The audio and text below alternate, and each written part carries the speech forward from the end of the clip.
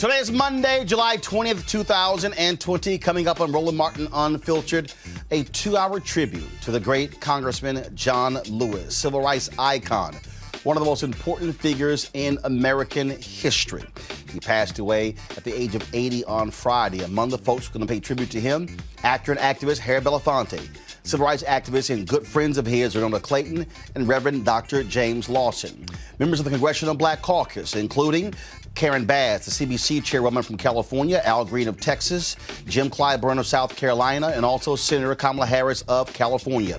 Reverend William J. Barber will also offer his condolences. Janice Mathis of the National Council of Negro Women, who worked with him in Atlanta, along with Melanie Campbell of the National Coalition on Black Civic Participation. They will also join us. And of course, we have our expert panel, Dr. Greg Carr of Howard University, Adjoa Asamoah of Impact and Political Strategist, and Dr. Charles Becknell of the University of New Mexico. We also have Dr. Roslyn Satchel, Black Lives Matter from Los Angeles, folks. And we will also, you will hear for the first time my full interview that I did with Congressman Lewis in 2018. Some amazing nuggets. He talks about Dr. King. He talks about what he wants the youth 50 years from now to think about in his life and legacy. And for the first time, you will hear the first time he and Colin Kaepernick actually talk to one another. Trust me, you don't want to miss this tribute to John Lewis. It's time to bring the funk on Roland Martin Unfiltered. Let's go. He's got it. Whatever the miss, he's on it. Whatever it is, he's got the scoop, the fact, the find. And when it breaks, he's right on time and it's rolling. Best believe he's knowing. Putting it down from sports to news to politics. With entertainment just for kicks, he's rolling.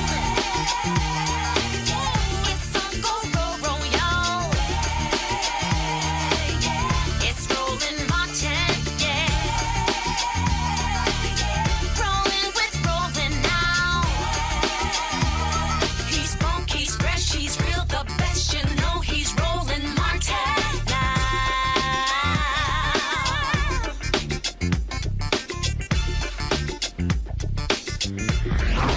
Martin.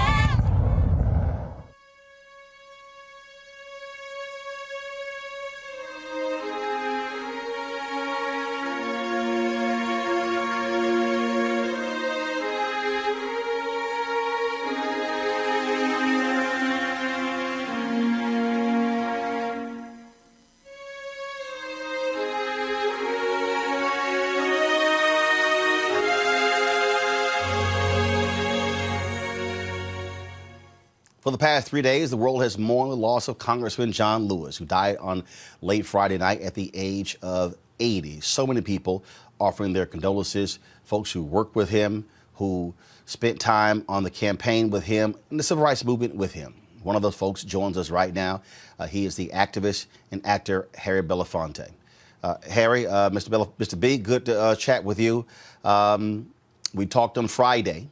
I called you late about something else when I got word about the passing of John Lewis, and you said, I need some time to digest this.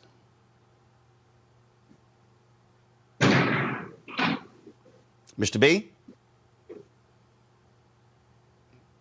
Harry Belafonte? Can you hear me? Yes, I can hear you now. Go right ahead. Okay. What was the question? When we talked on Friday, I called you about something else and then gave you the word about the passing of John Lewis, and you said, I need some time to digest this. Yep. It was a severe awakening to a moment in our history when I was a part of a world that could reflect on how blessed we were to have shared some time with John Lewis. I have had the privilege of working with many a great warrior during the great struggle of the civil rights movement. People like Dr. King, people like W.E.B. Du Bois, people like Paul Robeson, and many others. Fannie Lou Hamer, Ella Baker, and in the center of all of that experience, to have been able to stand side by side with John Lewis. I don't think the journey that many of us enjoyed, the rewards of those of us who were part of that struggle, would have been the same had John Lewis not been in our lives. I don't think that we could have had a greater reward than to have shared those moments with John Lewis. No one was quite like him. His strength, his humanity, his warmth, and his incredible genius with a gift of serving the cause of human rights and human survival. John was a handful of people who were a great inspiration, like Dr. King and Ella Baker, Fannie Lou Hamer, and many others who gave of themselves so unselfishly in the struggle for human rights and human dignity. I am rewarded by the fact that I was given the privilege to share that journey with John. He was indeed as everyone has said, Andrew Young said, a man who exuded nothing but humility, who was completely focused on the work, and it wasn't about ego, it was all about getting the job done. It was not just getting the job done, but how he got the job done. And he made a contribution that turned out to be one of the great rewards of being a part of that movement because of what he brought to the table. His genius, his passion, his courage, and his strength, giving us insights on what we did in that struggle that would not have been the same had there been no John Lewis. He was a remarkable human being. And I think many of the things that we achieved would never have happened had John not been in our lives, an intricate part of that struggle and how rewarding it turned out to be. He will be missed dearly, and I think especially by those who were touched by his humanity and his passion and his insight. I will think of him forever, and I will be reminded of how blessed we were that he was in our midst. And of course, he was very thankful for you because you were responsible for his first trip to the motherland, to Africa, when you felt that he and Fannie Lou Hamer and others needed a respite from all of their hard work. Well, when I met John, he came to the early mobilizations of the civil rights movement when young people from all over the country were being declared committed to our struggle. I think that John, not only his commitment, but the genius that he brought to the table, the wisdom that he brought, compassion that he brought, and the clarity that he gave us all an opportunity to participate in. He will be missed forever, but we'll all be rewarded for the fact that he existed, that he did for us what he did. Mr. B, always a pleasure talking with you, and we certainly thank you for all that you've done for our people as well. Thanks for sharing your thoughts. Thank you very much, Carl. And you keep the strength, you keep the spirit. I will do, sir. Thanks a lot. Thank you. Folks, John Robert Lewis, the son of sharecroppers of Alabama, who survived the brutal beating by police during a landmark 1965 march in Selma, to become a towering figure of the civil rights movement and a 17-term congressman. He passed away Friday of pancreatic cancer, stage 4 pancreatic cancer, at the age of 80. His death came on the same day as we lost 95-year-old civil rights leader, Reverend Cordy Tyndale C.T. Vivian. The dual deaths of the civil rights icons come at a time when the country is in the midst of a global pandemic and racial upheaval. Again, Congressman Lewis served as the U.S. representative for Georgia's 5th Congressional District for more than 3 decades, beating out his very dear friend, Julian Bond, in an extremely contentious race. He was seen as the moral conscience of Congress because of his commitment to a nonviolent fight for civil rights. Joining us right now to celebrate him is the chairwoman of the Congressional Black Caucus, Karen Bass of California. Congresswoman Bass, welcome back to the show. Thank you very much. Thank you very much, Roland. Thank you for doing this. When he announced in December that he was suffering from pancreatic cancer, that was a blow to a number of people.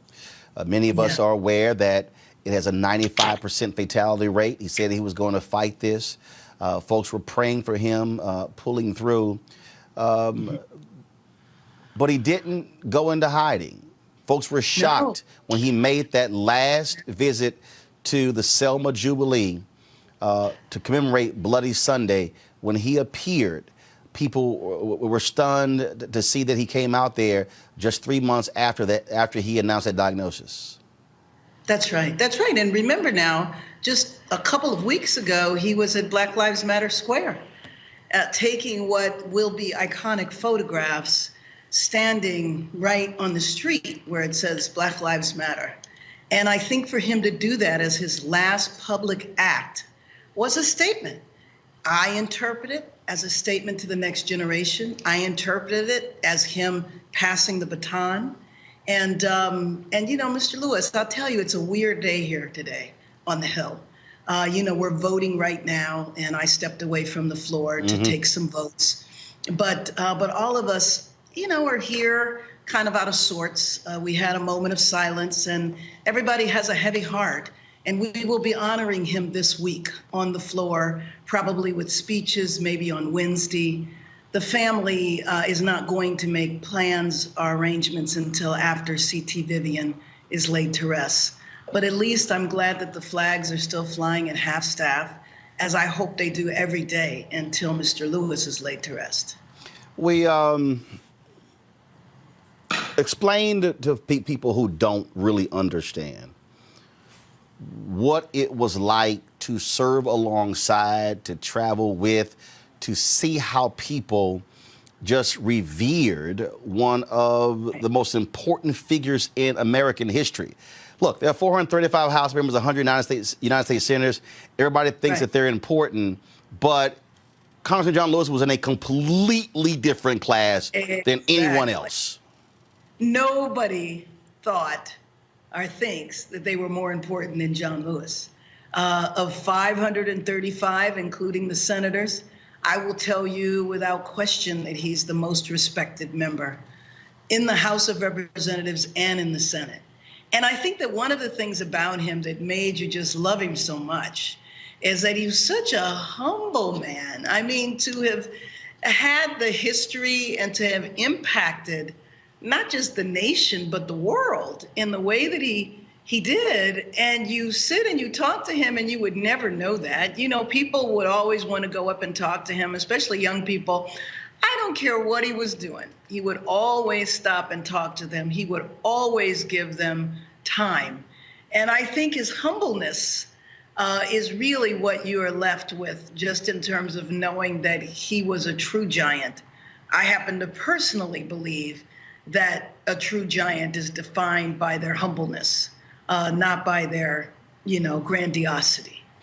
You talked about the flags being lowered. We're going to, folks, will play a video right now. This is the video of the flag being lowered to honor Congressman John Lewis. You've had folks on both sides of the aisle obviously express their thoughts and admiration. Right. I asked this earlier of Senator Kamala Harris, and I'll ask it of you. And this is not about playing politics, but I'll be perfectly honest. It bothered me at Selma 50. And all of those years where Republicans would travel down to Selma on what I felt was a field trip to stand with him, yet come right back to Washington, D.C. and vote against voting rights and voter suppression, to see Mitch McConnell release this statement. And I'm like, if you truly want to honor Congressman John Lewis, well, then you will bring that bill up to a vote on the floor that will restore Shelby v. Holden. That's right. So I said, folks, excuse me, I'm not trying to hear all these accolades when what that man almost gave his life for, they are standing in the way in 2020. Right now. That's why I've said if you want to say something nice about John Lewis, instead of saying something nice, bring up the bill for a vote. That's what you should do. That is the way to honor him. And the idea now that we're facing an election in less than 120 days, and we're still dealing with this issue. But we're not just dealing with it from a party, we're dealing with it from the Supreme Court. The Supreme Court just ruled a couple of days ago undermining the people of Florida who voted to allow folks who had been incarcerated with felonies to vote. And the Supreme Court just threw a wrench in it by saying, yeah, you can vote, but you have to pay any past fine you had. Now, you're coming out of prison. What kind of resources do you have to do that? Sometimes people owe back child support, and they can't afford to pay that. And what on earth does that have to do with voting? The voters decided to open up voting to ex-offenders. The legislature then passed a law saying, okay, the people wanted this, but we're going to limit it by saying that you have to pay money. I mean, what did they used to call that back in the day? Poll tax. Martin, wasn't that a poll tax? Poll tax. Exactly right. And the Supreme Court just backed that up. It is the last question for you. This is something that that Andrew Young said, is that we certainly mourn. We certainly will miss his presence. We'll miss his hugs. But the reality is that he's physically gone, but he is still here because, just like I think Dr. King, folks will be talking about John Lewis for a very, very, very long time. Absolutely. There's no question about that. No question. Congresswoman Karen Bass, Chair of the CBC, we certainly appreciate it. Thanks for taking time away to chat with us. Absolutely. All right, folks. As Congresswoman Bass said, the members are actually voting, and so Congressman Jim Clyburn, who is the House Whip, he will be coming back to join with us. Right now, let's go to Congressman Al Green of Texas. Congressman Green, glad to have you on the show. First time you met John Lewis, when was it? What do you remember? Well, I'm not going to pretend that I remember the first time. I've been in his company many times, and I've always enjoyed it. He's a very pleasant person. It was here in Congress, and I have admired him from afar for many years, and then to have the opportunity to serve with him was quite a benefit to me. I have seen him up close and can say to you that what you see is what he is at all of his private moments. I've never seen him when he was discombobulated to the extent that he resorted to scatology. He's always talked about nonviolent peaceful protests. He took seriously the words of Gandhi, be the change you seek. He is the sermon that he preached. He did what we would expect people to do who are approaching sainthood, did unto others that he would have them do unto him. He was there to help people. Just a gentle soul who's going to be dearly missed because he got us all into good trouble.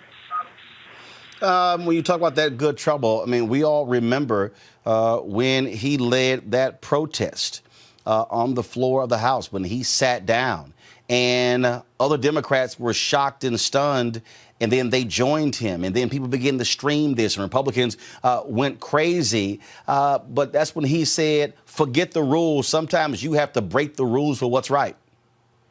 That's exactly right. As a matter of fact, a call came over our system that John Lewis was staging a sit-in on the House floor. And everybody perked up, and we rushed over. I was one of the many people to rush over and join him on the House floor. I remember when he said that he thought that it was appropriate to protest for comprehensive immigration reform. So we sat in the middle of the street, right outside the Capitol. We were arrested for obstructing traffic, I believe, and went to jail. But then I remember the time when he talked about the horrors of Sudan and how people were just being harmed. It was a genocide by some standards. And so we went over to the Sudanese embassy. I'm following his lead. I assure you, these were his lead. And I was honored to follow him. We were arrested there, Sudanese embassy. And so we spent time together in jail in the same cell. And he would talk about peaceful protest. I remember him explaining to me about the circumstance of the Edmund Pettus Bridge and how Jimmy Lee Jackson had been murdered by the police defending a family member, and how that was a part of the spark that ignited that move to cross the Edmund Pettus Bridge. He was the history, and his record, his ability to recall these things was just phenomenal. He would talk to you about who was seated next to him when something occurred. His recall was just amazing in terms of this history that was so important to us. Congressman Al Green, we certainly appreciate it, sir. Thank you so very much. Thank you. God bless you, dear brother. Thank you, sir. Folks, today on the floor of the House, an emotional reading of a resolution in honor of Congressman John Lewis. Watch this. Madam Speaker, I offer a privileged resolution and ask for its immediate consideration. The clerk will report the resolution. House Resolution 1054, resolved that the House has heard with profound sorrow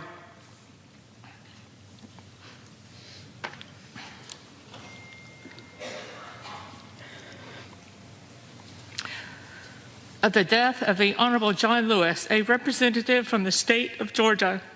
Resolved that a committee of such members of the House as the Speaker may designate, together with such members of the Senate as may be joined, be appointed to attend the funeral.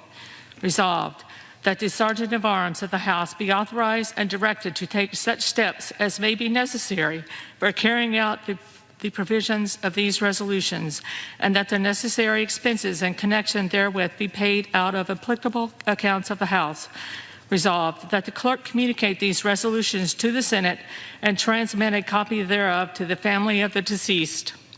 Resolved that when the House adjourns today, it adjourn as a further mark of respect to the memory of the deceased. Without objection, the resolution is agreed to and the Wow, an emotional reading there. In a moment, I'm going to play for you the moment of silence they took on the House floor. A clearly emotional Speaker Nancy Pelosi.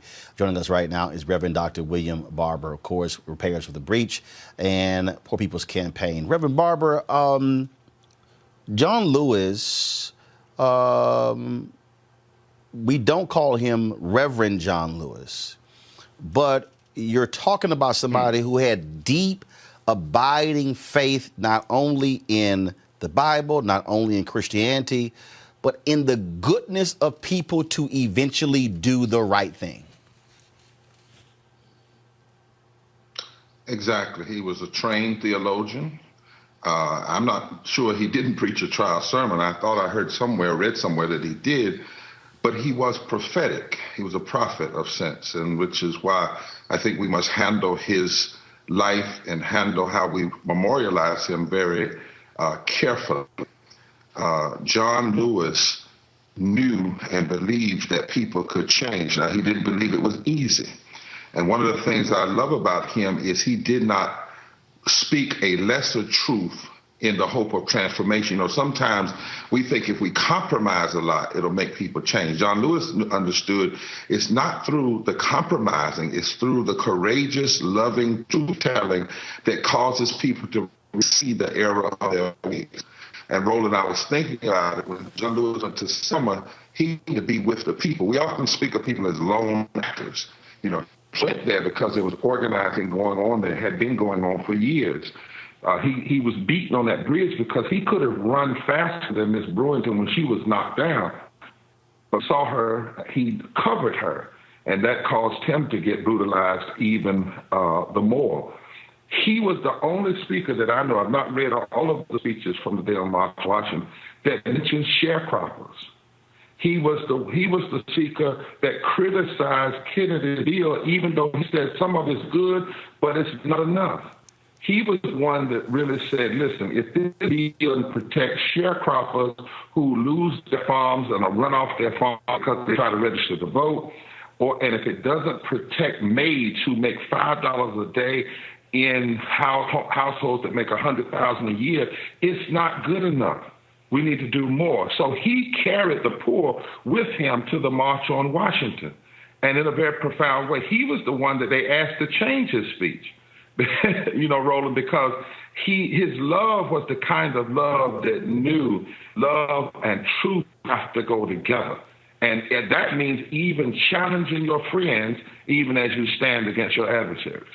I think part of the thing that still bothers me is that, and I talk about this with Dr. King, that they offer up this whole view that MLK was just this meek figure, wanted everybody to get along. But the reality is these were radical revolutionaries. I think we've got to use that. And in fact, James Foreman, his book, he was executive secretary of SNCC, is titled The Making of Radical Revolutionaries. That's who John Lewis was. That's who Dr. King was. That's who Fannie Lou Hamer was. That's who Stokely Carmichael was. They were radical revolutionaries. Mm-hmm. And we have to remember that. We forget. We may honor them today. Well, some people may honor them because some people is false flattery and platitudes. But in their day, they got killed. People got killed for saying what they said. John Lewis said in his speech at the March that politicians were openly committed to compromise with evil and injustice. That's powerful language, Roland. His original draft, he wanted to say, we're going to march through the South like Sherman and with our own scorched earth policy until we completely destroy Jim Crow. He changed it to, we're going to march through and break into pieces Jim Crow. I mean, the radicalness of the speech that he gave on the March on Washington, he said, we're tired of waiting. We want our freedom, and we want it now. He called everybody to get in the movement. He was willing to put his body and his life on the line, and it was not as an individual. One of the things that scares me right now is there's a scripture in the Bible, Roland, that says, we must be careful of loving the tombs of the prophets and not loving the prophets while they're living. Mm-hmm. And then we act as though, Jesus said, and you act as though if you were back there then, you wouldn't have tried to kill them. But the very fact that you show yourself only loving their tombs shows you would have been right along with the crowd that would have killed them years ago. Today, I can hardly tolerate folks saying that they love John Lewis and they're blocking the Voting Rights Act right. from being restored. I can hardly tolerate it when you say you love John Lewis, but you won't pass health care for everyone and living wages, the things he fought for, not just recently, but he was talking about in 63. He was talking about it in 64. He was talking about it in 65. And we have to be careful. I mean, black and white people who love this imagery, we got to be careful. Some people talk about, well, let's rename the bridge after John Lewis. But I believe that'll give a lot of people a pass to say that they'll do that, but they'll still keep voting rights suppression in place. If you rename the bridge after the people of Selma, then also at the same time pass the Voting Rights, Restoration of the Voting Rights Act. Alabama restore or pass the Affordable Care Act. Governor of Mississippi the other day. I love John Lewis, and he's all that. Well, stop suppressing the right to vote. You can't love people. Jesus said, you say you love me, but your heart is far from me. And we have to be very careful in this moment. Last for you, Reverend Barber. Anytime I would see Congressman Lewis, he would always say the same thing. Brother Roland? That's how I was greeted. And he would always ask how you're doing. And people would watch him, and they would, as he got older, they would see he was moving slower and slower and slower. But the fact that even last month, knowing he is dying, he wanted to come down just literally, I'm talking about across the street from my office, to stand on that Black Lives Matter plaza, and he was constantly engaging with the next generation of John Lewises. That's right. He didn't go into hiding. Yeah. So, this group. Go ahead. No, go ahead. He didn't go into hiding. It's tough for me. I called him when we first heard the news because my brother had just died from pancreatic cancer. And I called him, and he said, look, fight on. He said, keep staying in good trouble. Don't you give up on that Poor People's Campaign. I had a privilege of leading a prayer at the wedding of Congresswoman Lee. She took time in the middle of her wedding to have a special prayer for John Lewis in California.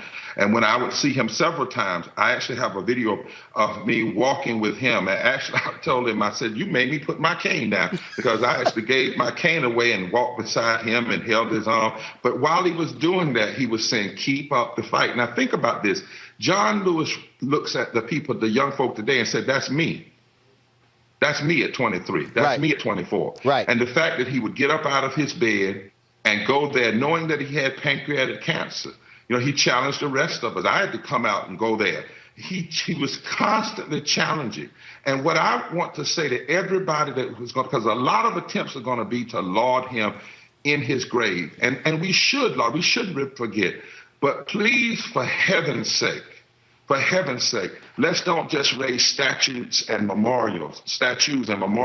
Let's pass. And for my Republican brothers and sisters, many who fought him, this is really a time for you to regain your humanity, to let this death move you. For Democrats who may have been wavering a little bit on being forceful, this is a time to be as radical as John Lewis was on the Edmonds-Pettus Bridge, as radical as John Lewis was in 1963 at the March on Washington, as radical as he was with those 40 arrests. Because you know what, Roland?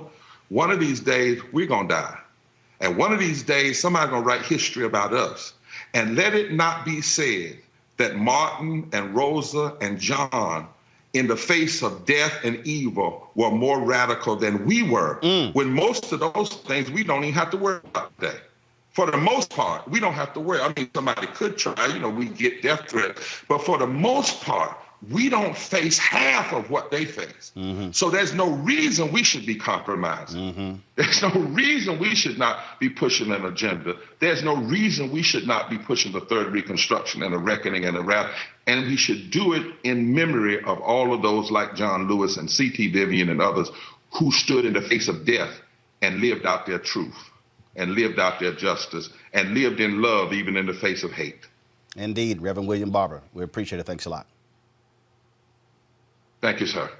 Folks, this was the moment of silence today on the floor of the House for Congressman John Lewis. Madam Speaker, I ask that all members rise for a moment of silence in remembrance of the Honorable John Robert Lewis. The chair asks that all those present in the chamber, as well as members and staff throughout the Capitol, and all who love John Lewis, wherever you are, rise in a moment of silence in remembrance of the conscience of the Congress, the Honorable John Lewis.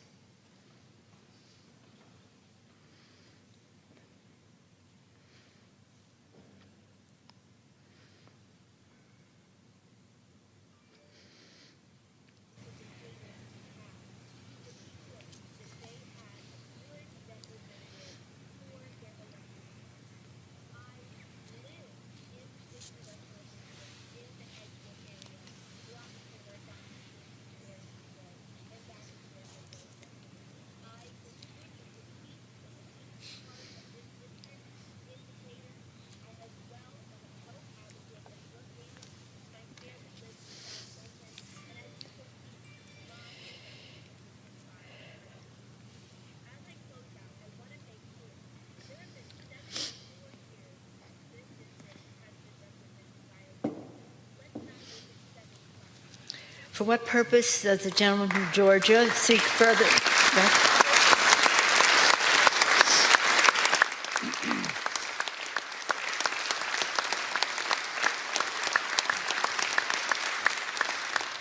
Clearly emotional and teary-eyed Speaker Nancy Pelosi, who has served a number of years in Congress alongside Congressman John Lewis. My next guest knew him from way back in the day. She worked with the SCLC along with Coretta Scott King, Reverend Dr. Martin Luther King Jr. Joining us now is Xernona Clayton. Ms. Clayton, how you doing? Oh, I'm doing wonderfully well. And Roland, I have been listening to what all the people are saying about John, and I've taken time to call some families who had younger children and said, I know you're watching television, I hope you are, well, it's on all day about John and C.T. Vivian. And I said, these are not PR stories. The people you are seeing on television lived those lives. Mm-hmm. I saw them. I'm the privileged one because I saw them every day. I said that C.T. must have felt like he had a mission, and he was on a mission. He was fast-paced. He walked so fast all the time. He'd come in the office, and most people would say hello to everybody and then move on and check the messages. C.T. would walk through the door, speak to everybody in one group, and boom, down the hall he'd go to his office. Always fast-paced. You'd have to catch him and give him his messages. And we used to say, I think that this man is constantly waiting for the next moment, for the next movement, for the next, He just was fast-paced. He didn't waste his time. And I put words in his mouth. I said, he's saying, do as much as you can, as often as you can, and don't sit on your can. I don't think he added that, but I did. But he did not waste time. And so what people are seeing now on television was the real CT who really had a mission and went for it. Now, John Lewis and I were more personal friends. I don't know if you know that I put him and his wife together over both of their objections, but I didn't care. I wanted them together because I just thought they deserved each other. Lillian, who was my very best friend, Lillian was quite an intellect. She traveled abroad, studied abroad, read every thing there was, and quite knowledgeable about many, many subjects. John didn't quite have that same exposure of education because he was in Alabama with segregated environment and all this, but they both had a commitment. John Lewis was easy to see that he had this commitment from a young boy. He was determined, I think, to make a change in our society. He wanted to right the wrongs. I met his family, and his mother, when John asked her, why do they have these two fountains in the stores? And her answer was this, John, that's the way it is. Don't get in trouble. Don't get in trouble. Just take it as is. Don't get in trouble. And that's how he started that. Well, if it's good trouble, it's okay. But John said he's going to help change that. And after he met Martin Luther King, he was just absolutely transformed into doing the right thing, doing the good things, doing the changeable things. Because he had a spirit about him that if you changed a man's heart, you can also change his behavior. And that's the way he practiced his life. And that was the rehearsal for the biggest life he's going to live up in heaven, I think. I liked the life that John lived because he was never a pretentious person. What you saw, his expression is what you really got. And I cried when he came home from getting the bad news from his doctor. He said, I want to go home. and he came home to Atlanta. And then I was called in to see if I wanted to see him, and I did. And we had a moment together, and he thanked me for our many, many years of friendship and love. And then, of course, when he did pass away, I felt the tears coming. And then I finally got a hold of myself that I'm the blessed one. I got a chance to see both these men who died on the same day, and now they're going to heaven together. And so you see a pretty picture. And I have not cried. I've been busy, of course, doing interviews, talking about them, and it's not a problem for me. And I'm sorry that I couldn't give you all the time you wanted, but I've been doing so many interviews that I've, made another commitment. But I love to tell the story, and I've told these young people that, God gave each of us the supreme gift, which was life. And when someone gives you something, you want to return the favor. And so I said that what we can do for God to return this wonderful favor is to live a good life. John did that. He led and lived a good life. Loved everybody. I mean, everybody. It would take John so long to get any place because he stopped to say hello, and he stopped to take pictures, and he stopped to chat with people. And it was a joy to be around him. So I wanted the youngsters to know that we're not seeing public relations on these screens. This is the man's real life. Xernona Clayton, it's always great talking with you.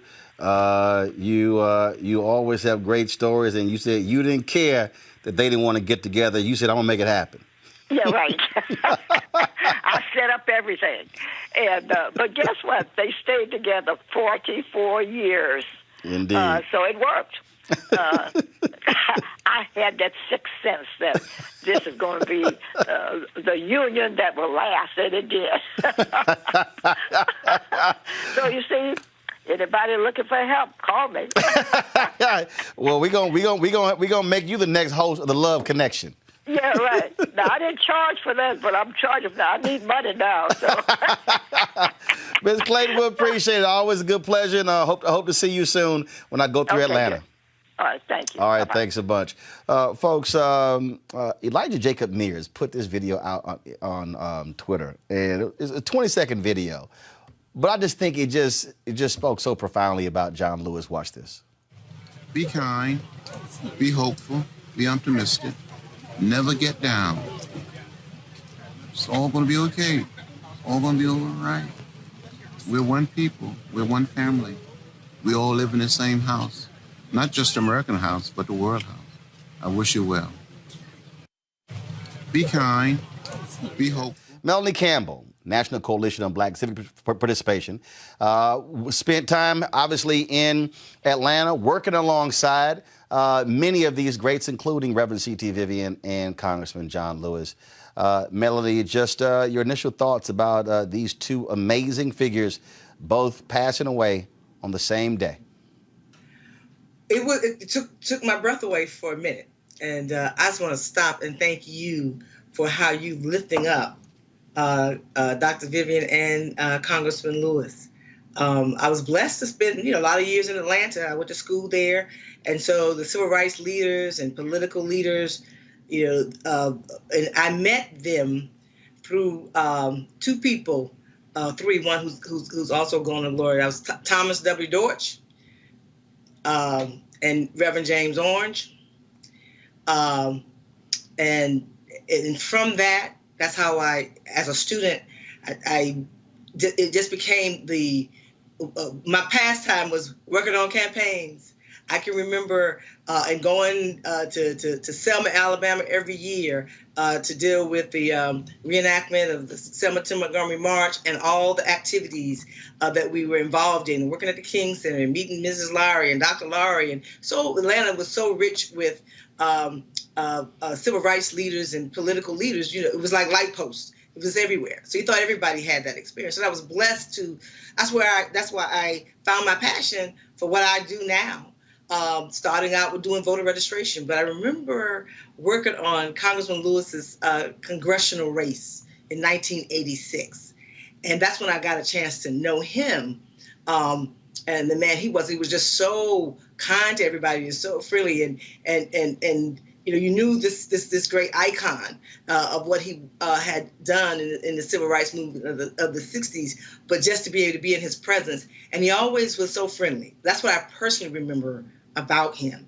And just being able to, over the years, you know, I moved here to Washington, D.C., and just to be able to be around him, to see him, you know, had an opportunity to lift him up, you know, several years ago. And Roland, if you remember with Dr. Vivian, you moderated that conversation. You hosted that Spirit Awards when we had that honored Dr. Vivian. And I don't know if you remember him at 91 years old, jumping up on the stage like it was nothing, right? Indeed. In fact, I know I'm glad you reminded me of that because we should have that audio, that video. Yeah. So I'm gonna try to find that so we can play some of that. Melanie, I want you to hold 1 second. I want you to hold 1 second, because House members are voting and they're running back and forth. So on the line right now is Congressman Jim Clyburn, who is the House Whip. Congressman Clyburn, welcome back to the show.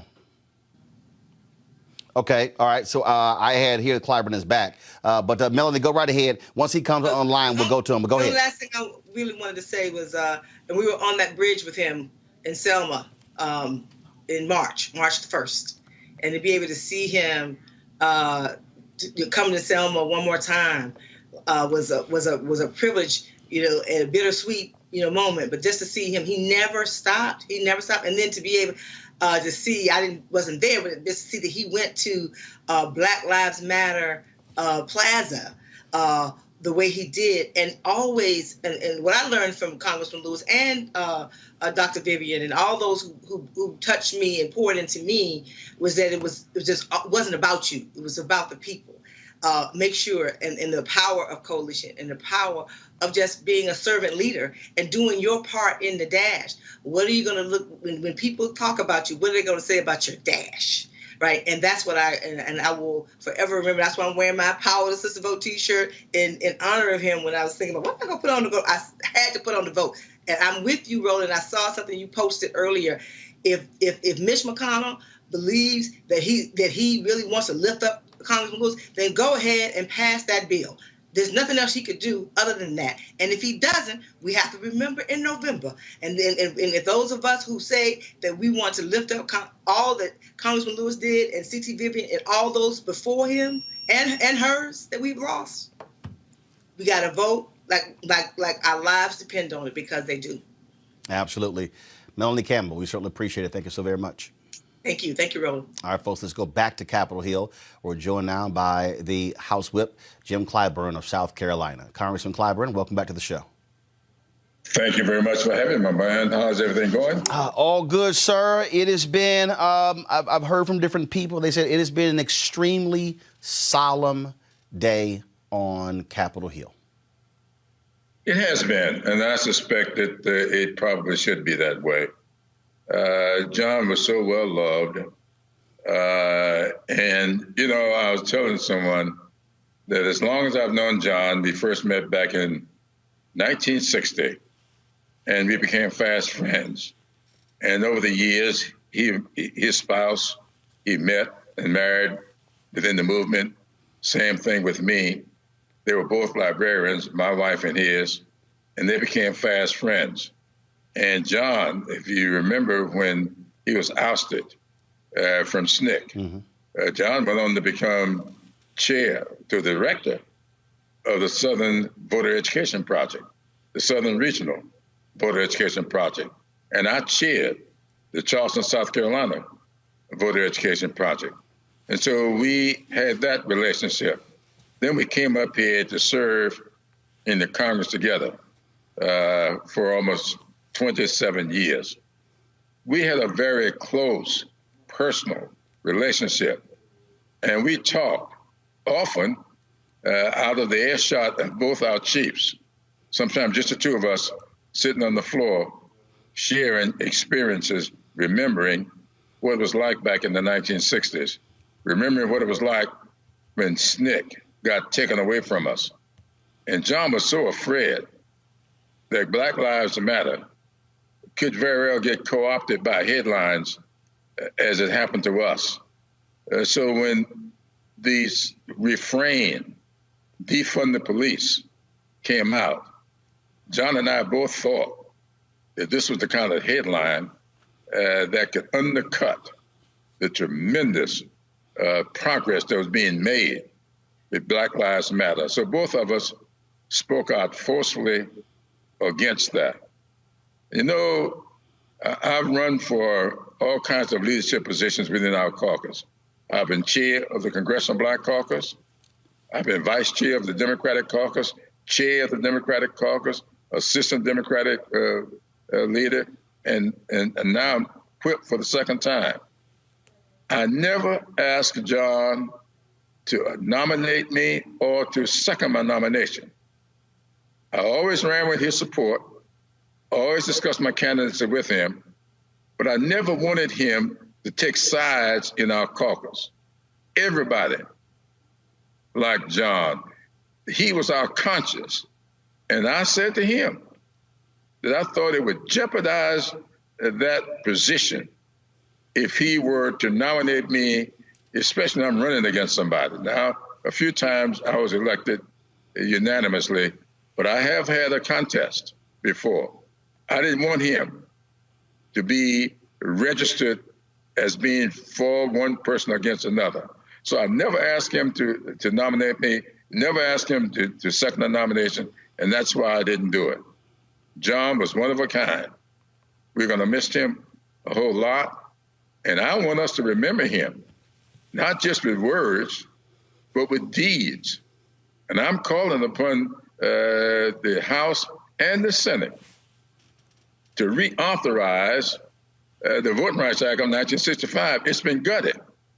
The Shelby versus Holder case, decided 7 years ago, took away the efficacy of the Voting Rights Act of 1965. We got that Voting Rights Act in 1965 because of John Lewis and many others on that Edmund Pettus Bridge.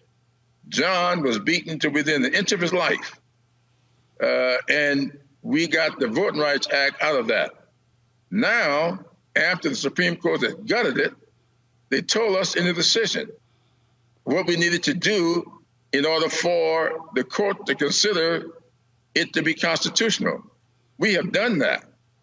We have passed the law based upon the Supreme Court decision, and it was a bipartisan bill. John Lewis leading it in the House, and Jim Sensenbrenner, a Republican, leading it on the Republican side. And we've sent that bill over to the Senate. It's time for the senators to pass that bill, and I would hope that they would entertain an amendment to name it the John R. Lewis Voting Rights Act of 2020. I want to talk about, you talk about how folks felt about Congressman Lewis. And it was difficult when people had to push or prod him or oppose him. You might remember when President Barack Obama had made some nominations to the federal bench. And the Georgia delegation, they simply felt they could not stand by and watch one of those judges be on the federal bench for life who supported voter ID. And I'll never forget, Congressman David Scott, Congressman Hank Johnson, and others pushed Congressman Lewis to come out against it. And he was pained to do that because President Barack Obama had called Reverend Dr. Had called, first of all, had called Congressman John Lewis, had also had called, why is the name escaping me, y'all? Passed away in March. Had called Reverend. And say, Joe Lowry. Joe Lowry. My goodness. I'm like, like the brain just froze. Man. I knew the man, baby. And Lowry's the one who told me the story. And so, and he called them, and they said, well, you know, we won't speak out against it. But these members said point blank, sorry, no, John, you can't be quiet. You got to speak out. And he was not happy. He was not happy having to give a news conference, and they were paying to do it, but they just simply said, like, we love you and respect you. And then one of the members said after the news conference, let's just say he had a few choice words for them, making him do that. But that was sort of, people did not, want to have to, grapple with him, but they said, in this case, no, we got to do this.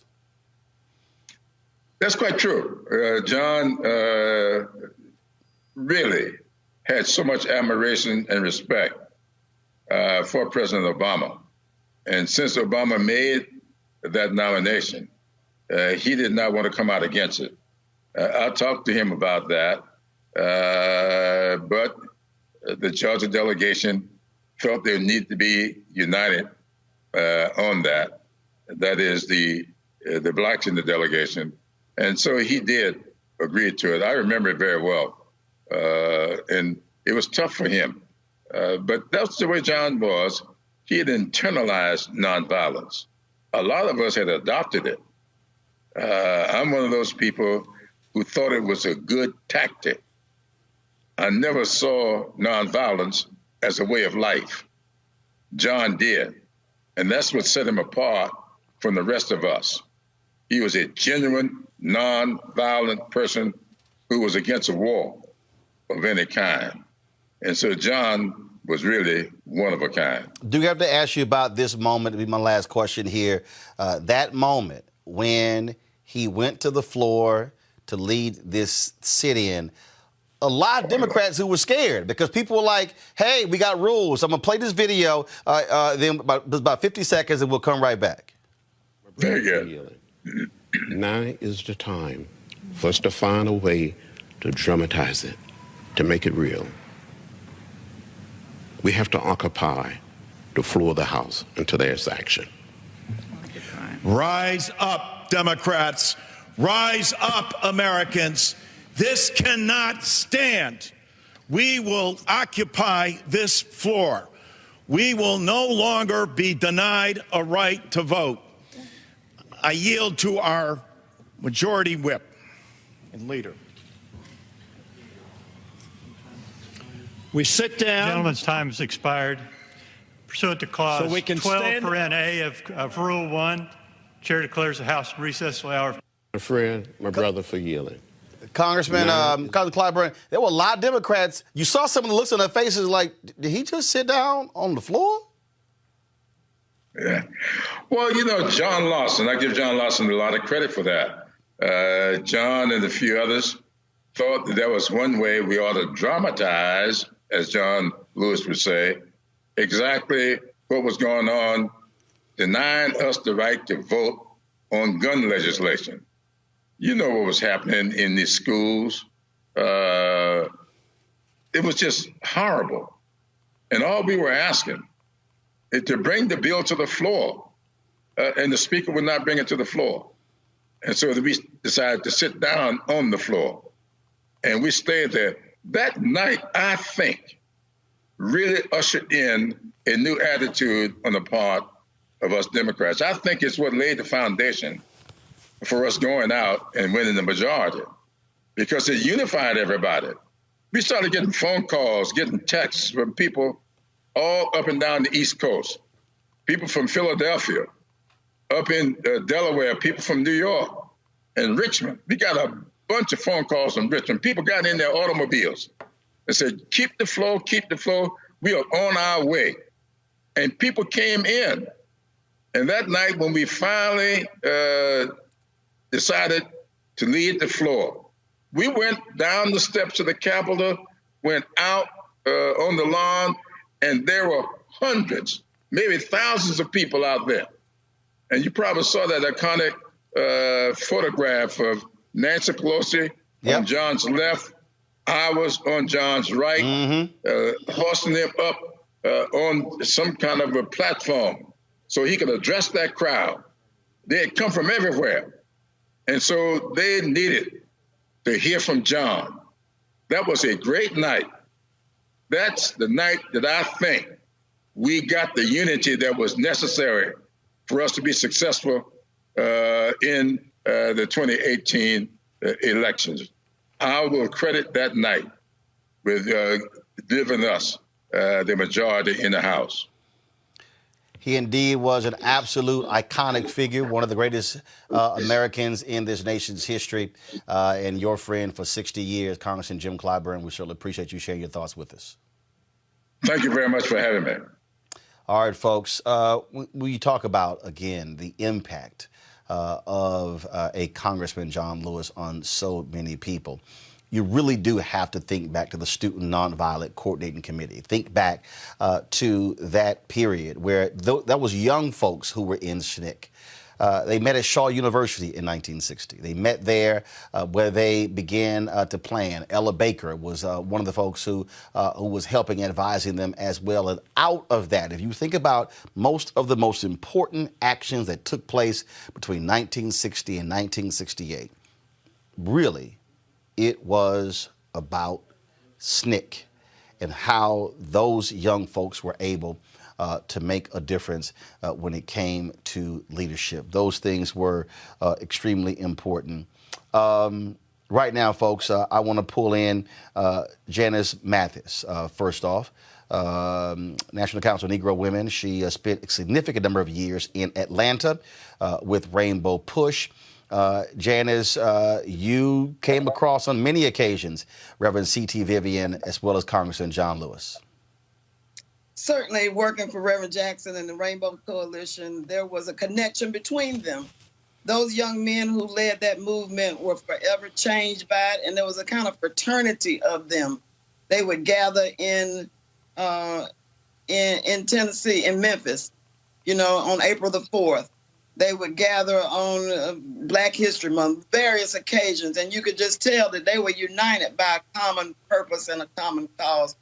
So I was fortunate to know both those gentlemen and to admire and respect them both, and really to appreciate what they were willing to do for a young sister who had it in her heart to try to make a difference. And on that particular point, although you had a civil rights movement that was very patriarchal, those two individuals understood the vital importance of Black women. I've seen numerous sisters talk about who were born after the civil rights movement, who talked about the mentoring and the counseling and the words of wisdom that they received from both Reverend C.T. Vivian as well as John Lewis. And, it wasn't so much what they said, because, John didn't say a whole lot, but it was the way they conducted themselves.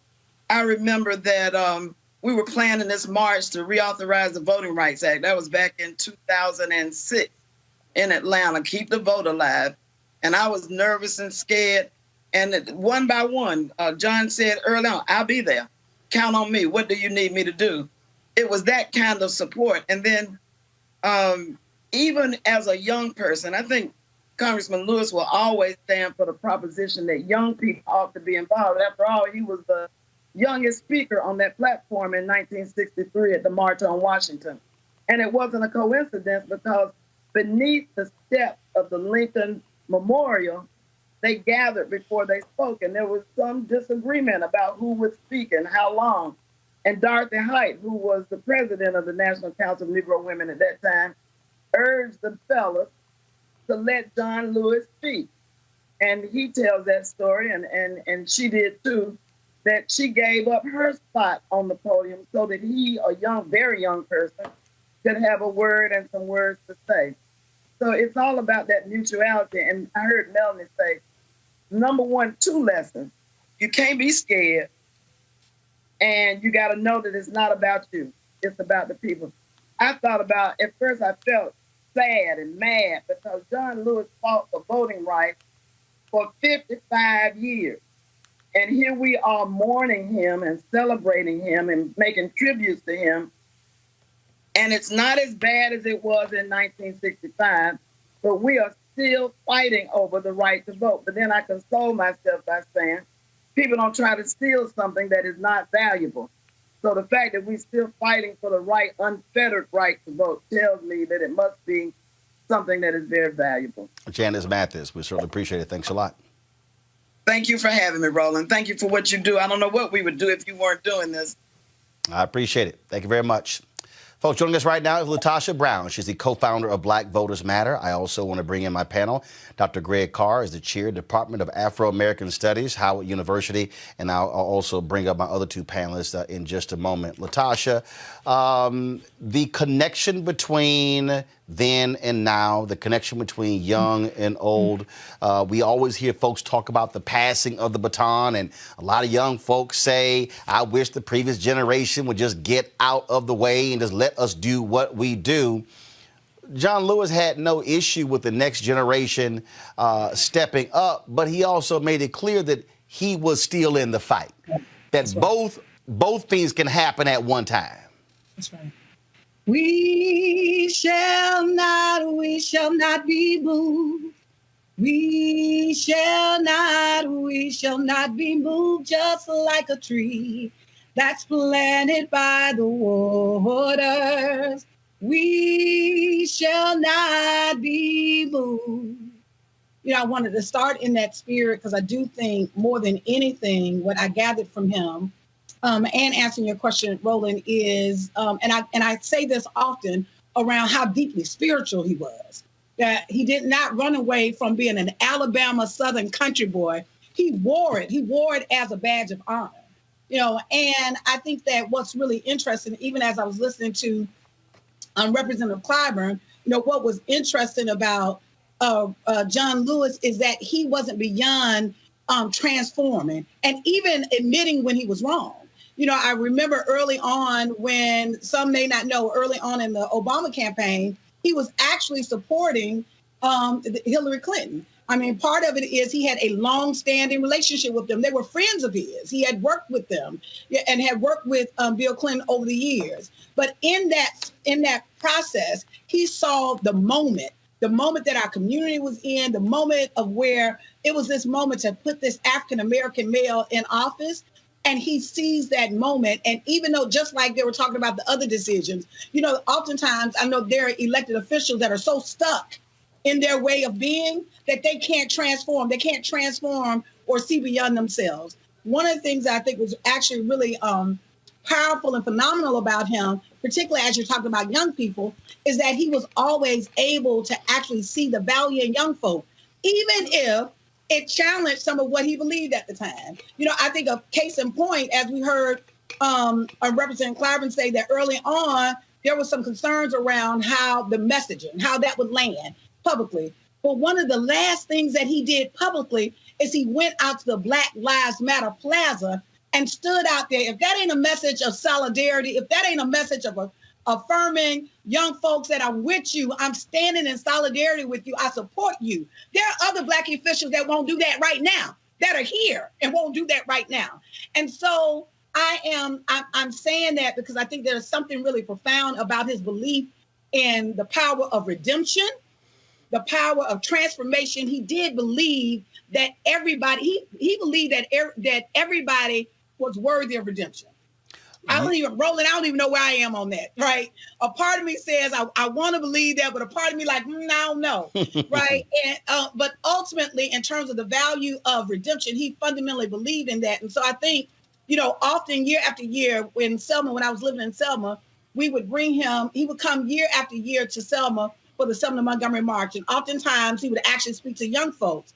And there were a couple of things, if I would think about, when I think about him, one was how humble his spirit. He always had this very assertive, because you can be assertive and confident and still have a level of humility, right? And so he had this humble spirit around humility. The second thing is, which I just think is profound around his belief in love. He really fundamentally believed in love.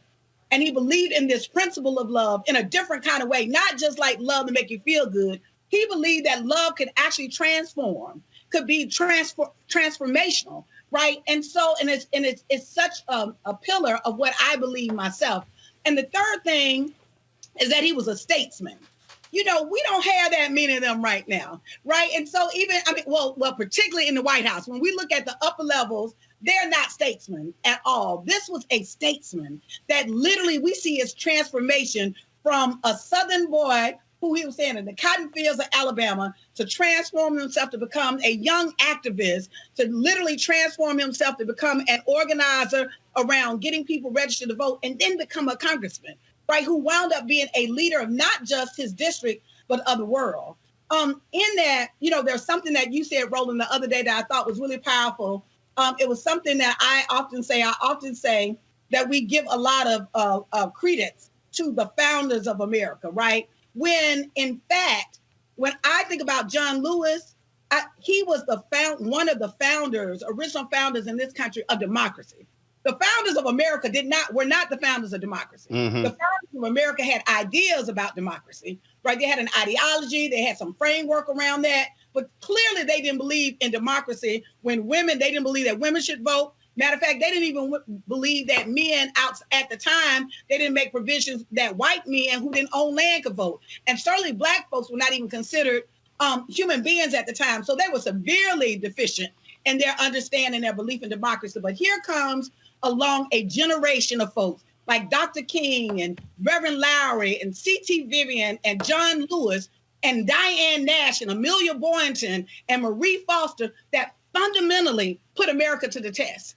Is democracy going to be just on paper, or is it going to be real? And so part of his legacy is really the formation of my own organization. Black Voters Matter exists in part because of John Lewis, that the work that he did and the work that he helped to lead, that was literally the foundation of the work that caused Cliff and I to found the organization. We knew that work had to continue. And then we knew that we had a responsibility, that it was our generation's time to step up and to stand in that space and to really be able to move forward and move our community forward, and this conversation around democracy, move that forward. You were there when John Lewis shocked everybody and showed up in Selma. This is a video from your Twitter page. Let's go right to it. We cannot give up now. No. We cannot give in. We must keep the faith, keep our eyes on the prize. We must go out and vote like we never, ever voted before. Yeah. Some people gave more than a little blood. Some gave their very lives. Yes. So I say to each and every one of you, especially you young people, the fraternities and sororities, yes.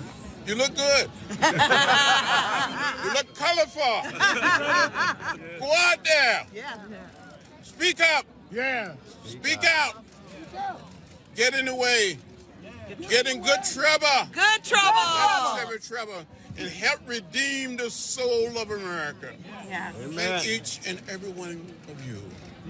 I'm not going to give up. No. I'm not going to give in. No. I'm going to continue to fight. We need your prayers now more than ever before. Let's do it. Yeah. We can do it. Yeah. Seconds. Selma is a different place. America is a different place. Yes. But we can make it much better. Yes. We must use the vote as a nonviolent instrument or tool to redeem the soul of America. Thank you very much. Good to see you.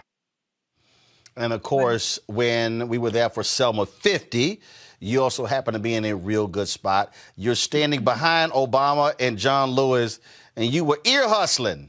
Y'all watch this. Someone carried me in a car, an ambulance and other people came and transported us, and 17 of us are hospitalized. So we want to walk home for another. We gonna keep on going for a little bit before we get in the car?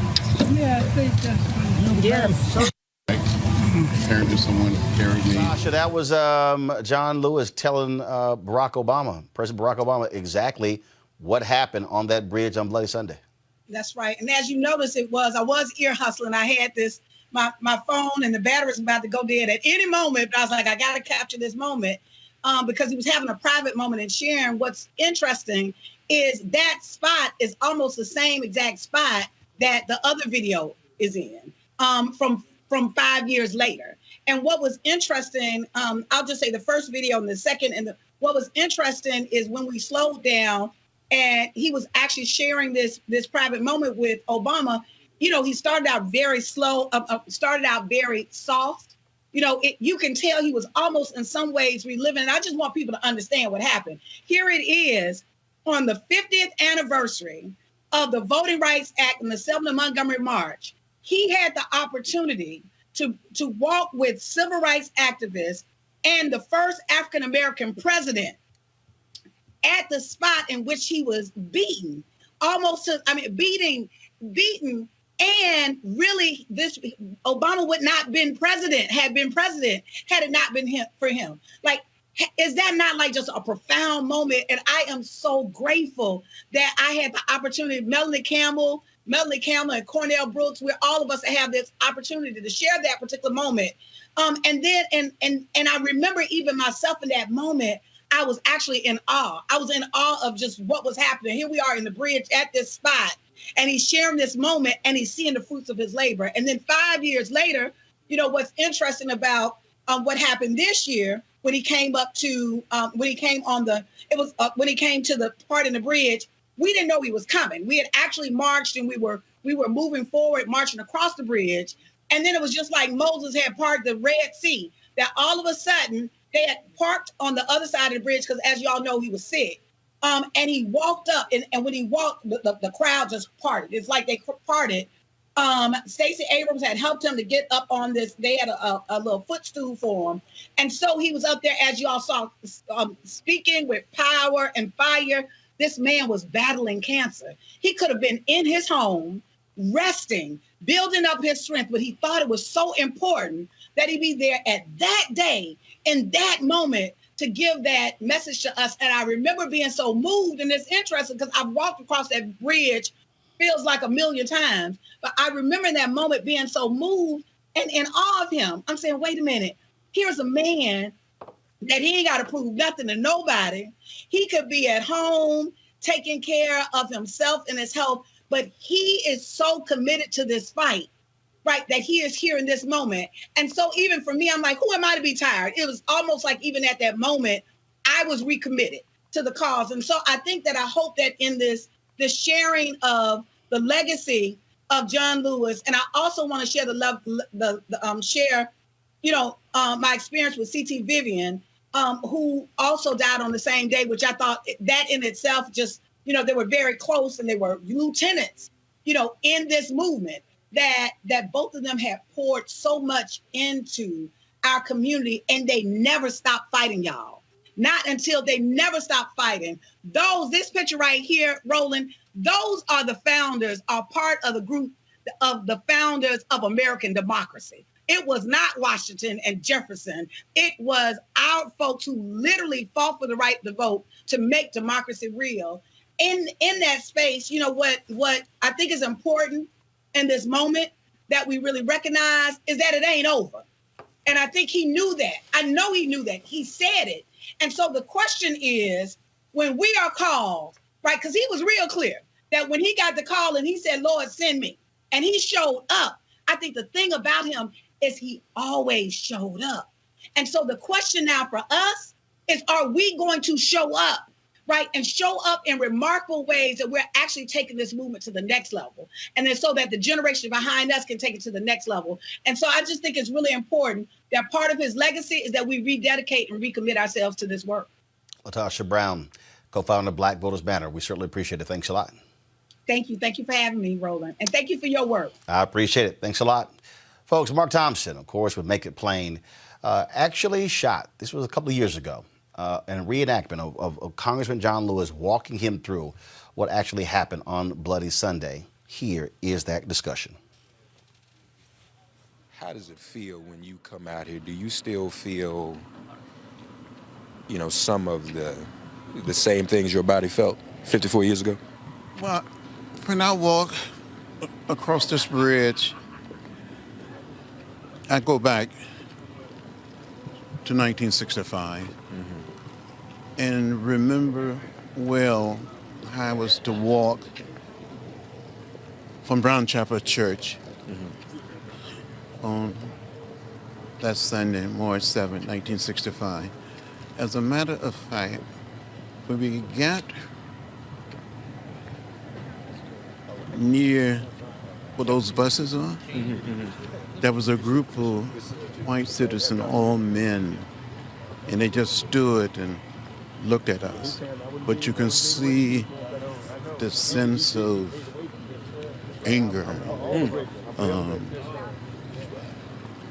And if the officers hadn't been standing there, I don't know what would have happened to us. Wow. But we just kept walking with dignity and with pride. We were walking on the sidewalk, orderly, peaceful, no one saying a word until we got much further up the bridge. Jose William and I started talking softly, and there was some concern about what was going to happen to the women and the children in the line of march. We thought we would be arrested in jail. Yes. We didn't have any idea that we would be beaten. Yeah. And you were prepared to go to jail. That wasn't unusual, but to be beaten. No, we were prepared to go to jail. We were prepared to be arrested. But we didn't know. We didn't have any concern that we would be beaten by the state troopers. It's not any way to forget that day. And there's no way we can forget you. Well, thank you for everything. Well, I just tried to help out, and that's what I'm still trying to do, to help out. And that's the beauty, because you're humble that way. But if it hadn't been for you, all these women of Congress, all these people of color that we're seeing in Congress, that's because of what happened here.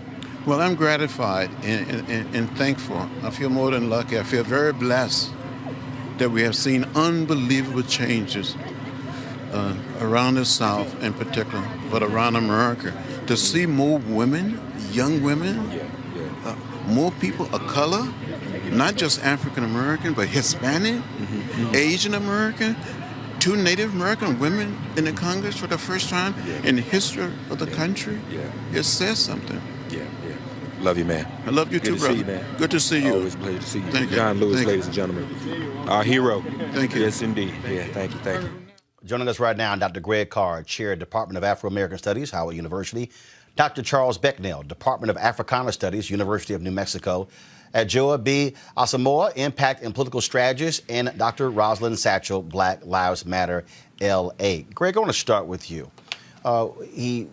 We have seen a whole weekend of all of these different tributes, all these different folks paying their respects. Just your assessment, and are we really capturing the essence, or do you think folks are understanding the true essence of John Lewis? Well, I think, thank you, Roland, for involving me in this conversation, especially with my friends on the panel today. Especially, this is a power. You got turbocharged. You got some real revolutionaries on this squad right here, brother. I would say no, of course not. Because America likes to freeze John Lewis on that bridge, and they like to freeze C.T. Vivian on those steps in Selma getting hit in the mouth by Jim Clark. You know, C.T. Vivian wrote the first assessment of that period in 1970. This is his book right here, Black Power and the American Myth. And in it, C.T. Vivian says, people do not choose rebellion. It is forced upon them.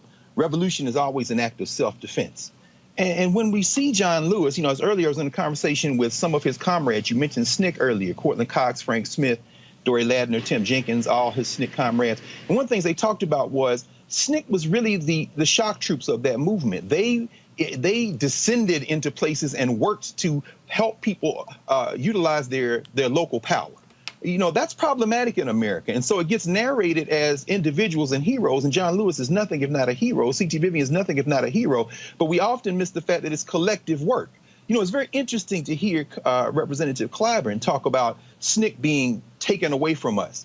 Well, really what he's referring to is a moment when SNCC moved past the idea of direct action and voter registration to the idea that perhaps the government was not going to fulfill the vision that they had, which is empowering everyone in the community. And I'll wrap up because I really want to hear from the other panelists. But when I think of John Lewis, I think about the collective. The collective wrote that speech that he gave at the March on Washington. The collective had to radically edit when A. Philip Randolph came and said, please, you all do something different. It was the collective that did that. And so when we see them come across that Edmund Pettus Bridge, remember C.T. Vivian says, I was at home that day. Hosea Williams said go across that bridge. And John Lewis was the only member of SNCC there because SNCC had actually voted not to participate. But once he did that with his unquestioned courage, then everybody had to come together. John Lewis did have that ability. And I think there are many other things we could talk about. But I think we have to think about the fact that this forum allows us to celebrate these new ancestors who made transition on the same day at the same time that we can reflect on what their lives mean as a result of them being representative of much larger forces and movements. Dr. Roslyn Satchel, I said it earlier, look at James Forman's book, The Making of Radical Revolutionaries. And the reality is that I think, and I've always said this, America loves the word revolutionary when describing those white men who battled England. But when you start putting the revolutionary title, when it comes to black skin, folk look a little different. And I think we as African Americans have to not fall for what I call the civil rights mascots as to how America presents Dr. King or John Lewis or C.T. Vivian. These were black revolutionaries, black radical revolutionaries who were trying to change systems in this country. And this is the most important part, Roland. It's hilarious to hear the outright hypocrisy coming from not only the White House, but the Republican members of Congress that opposed everything that John Lewis did.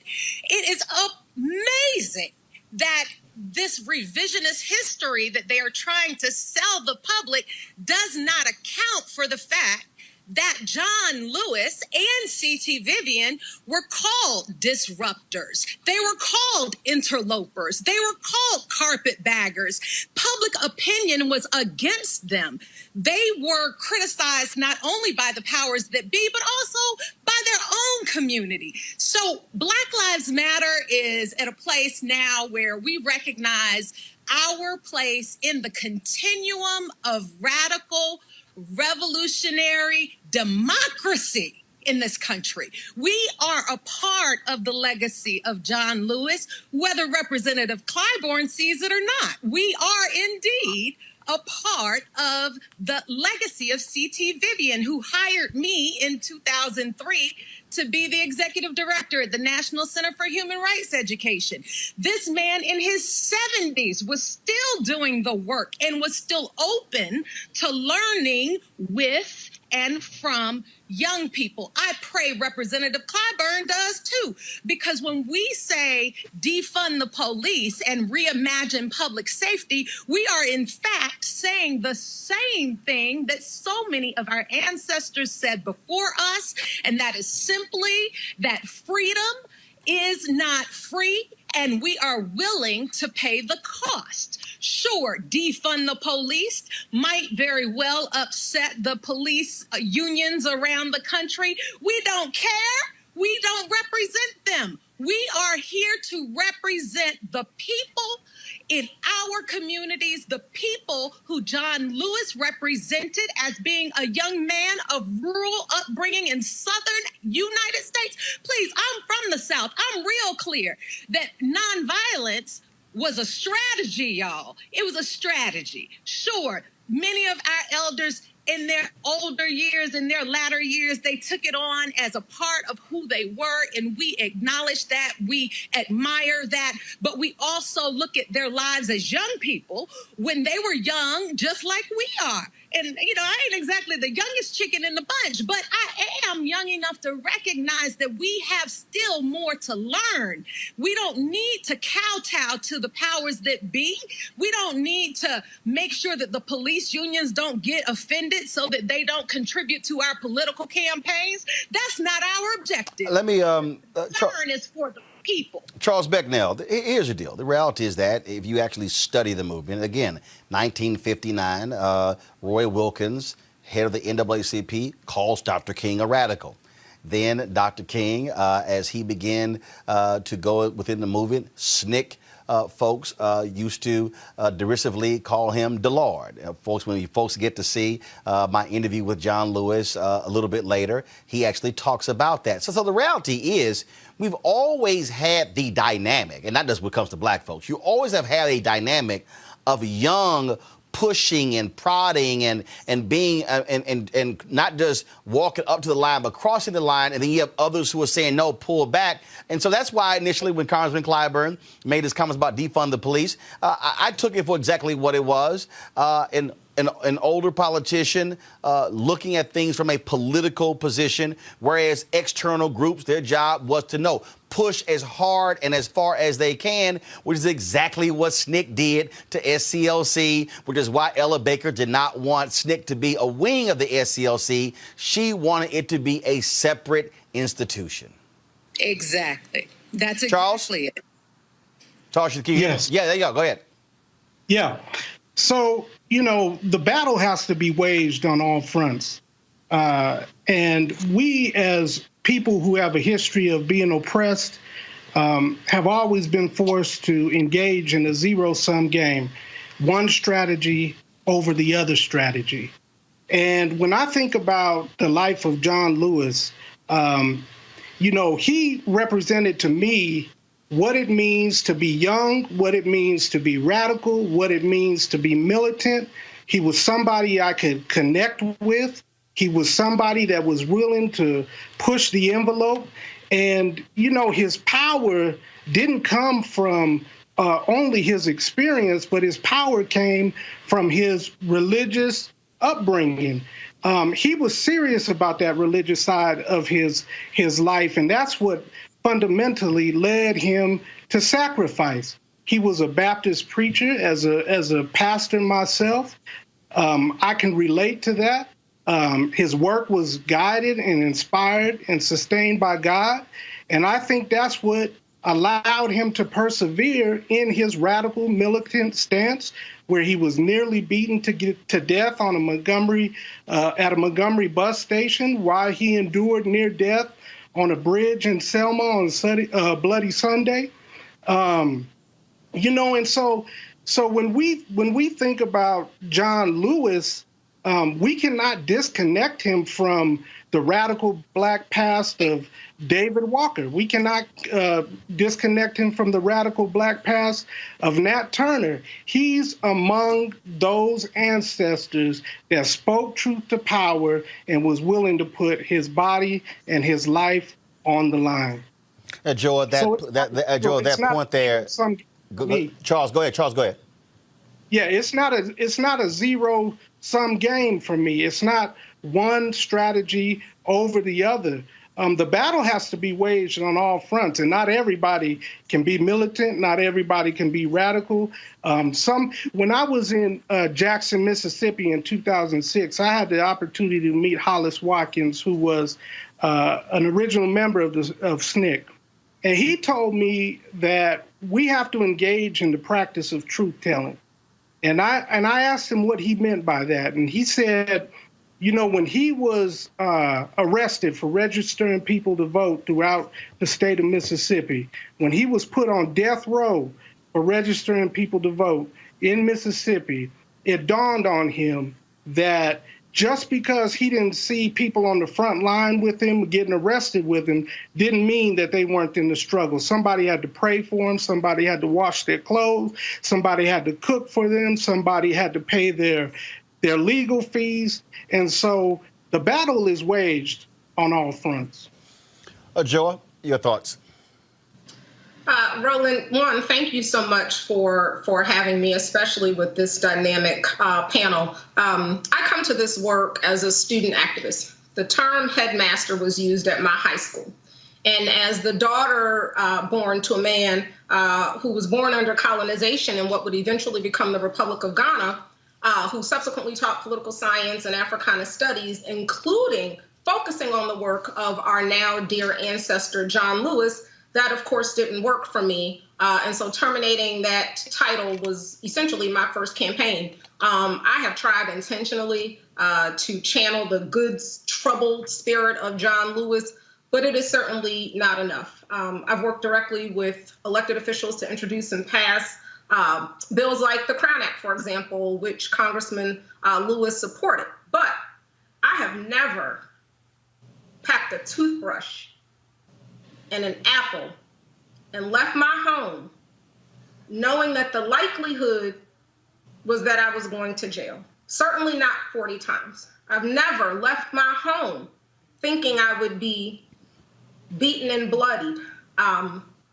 So there's a lesson, I think, in his work, not just in strategy, but in the resilience for all of us to learn about his life, which is a true testament to the power of nonviolent revolution to alter the course of history.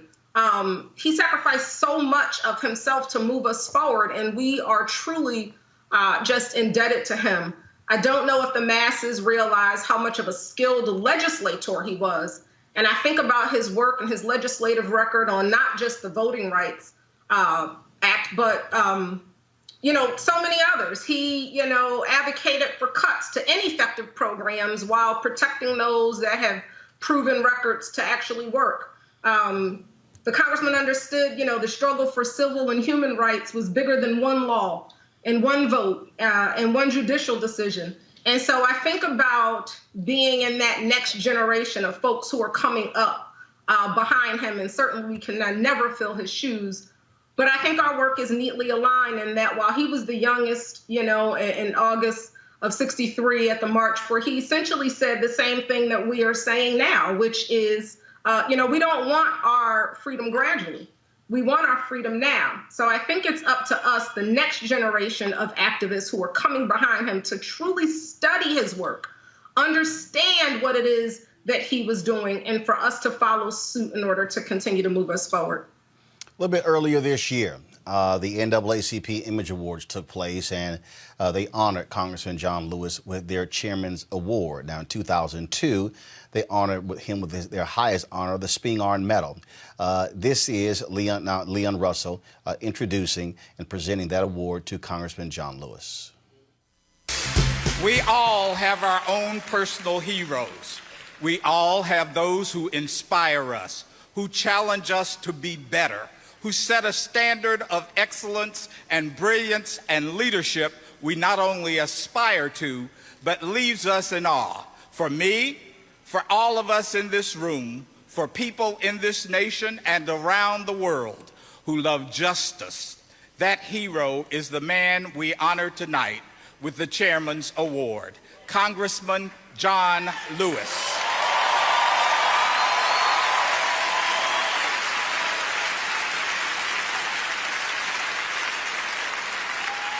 Let's take a look at the life of a living legend.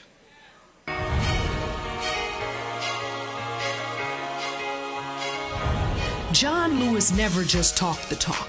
He walked the walk. In Nashville, Tennessee, Rock Hill, South Carolina, Anniston, Alabama, he rode buses in Mississippi and marched in small towns across the Jim Crow South that were a living hell for our people. I almost died in Montgomery.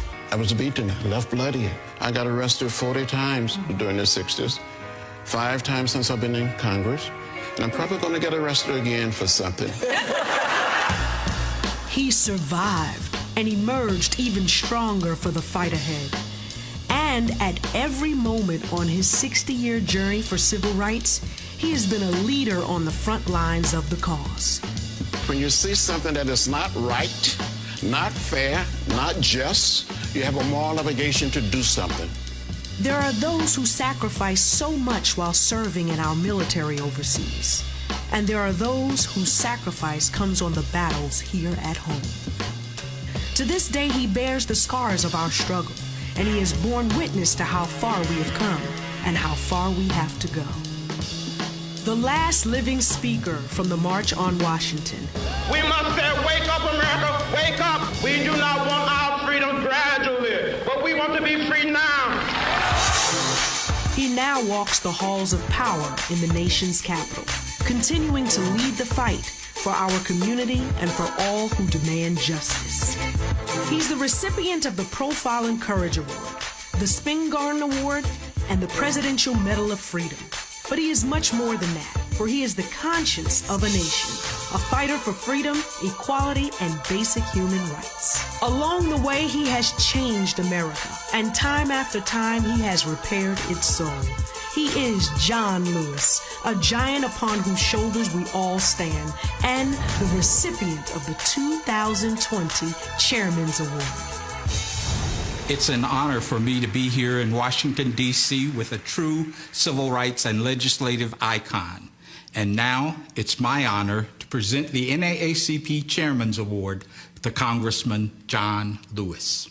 Thank you very much for this great honor. I'm more than honored to be receiving this award. When I was growing up in rural Alabama during the 40s and the 50s, I tasted the bitter fruits of segregation and racial discrimination. I didn't like it. I saw those signs that said white men, colored men, white women, colored women.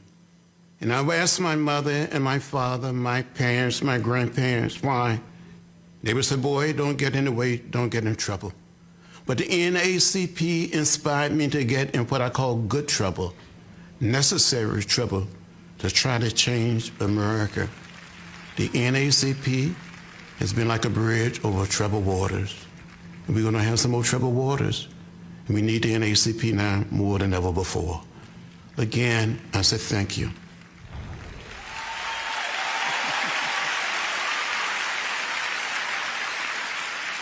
What a great man. And by the way, a man who turned 80 yesterday. So on the count of three, let's give him a birthday shout out. 1, 2, 3. Happy birthday! Coming up on the NAACP Image Awards, J.B. Smoot. Greg, the reason I wanted to play that is because when we think back to what was taking place late 1950s and 1960s, it was black folks, black organizations, and black media who were really upholding and supporting our folk. Even if you go into the 70s, even if you go into that period after that, it was black organizations and black media. And so, so I appreciate, how folks say, John Lewis was a human rights activist, member of Congress. But the reality is, John Lewis was a black activist in the tradition of blackness. Yes, he was. And you contrast him with C.T. Vivian. C.T. Vivian is really a bit of an outlier in that movement. He's about 15, 16 years older than John Lewis, but halfway between John Lewis's generation and Ella Baker's. C.T. Vivian went to a white school, Western Illinois. He was born in Missouri, raised in Illinois.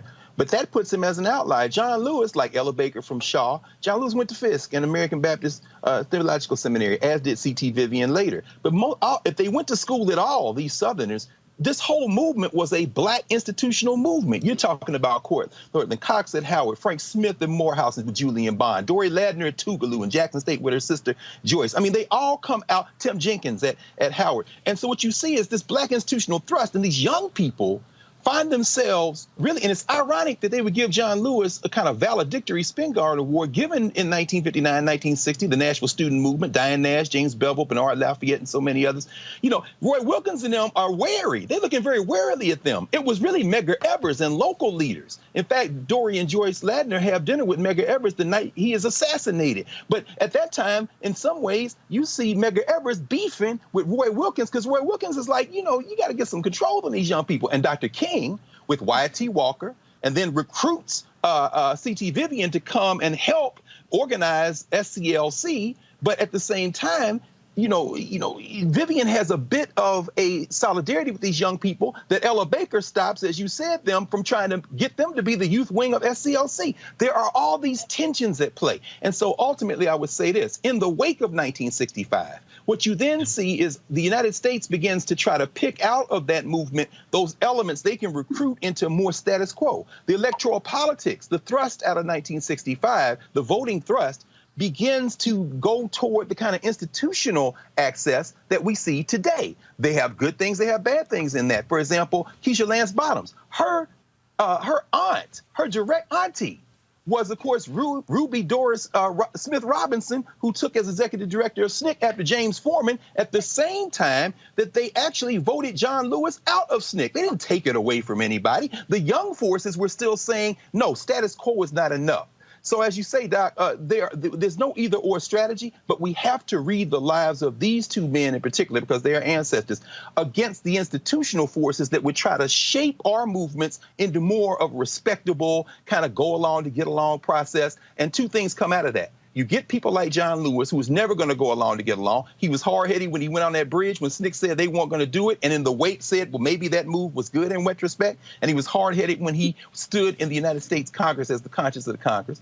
The final thing is, the other thing is, as that movement to be inside, as Adjoa was talking about, and push goes on, we have to have, as Dr. Satchel said, that outside movement, because we understand you can never predict where history is going to go. When Lewis and President Obama and them are walking across the bridge, one of the sisters in that wheelchair, by then over 100 years old, Amelia Boynton Robinson, it was her son, who was a Howard University law student, who got arrested in Richmond, Virginia at the Greyhound, and they took the case to the Supreme Court, Boynton versus Virginia, argued by Thurgood Marshall. And who could predict that case that Marshall argued would be one which triggered the freedom rides that C.T. Vivian and John Lewis and others went on, which sent John Lewis to Parchment Penitentiary, where they had classes in Parchment like Mandela and them had at Robben Island, which would then open the floodgates to create the electoral politics that would create a Terry Sewell and so many others in the South, Akeisha Lance Bottoms. You can't predict history, brother. All black folk can do is keep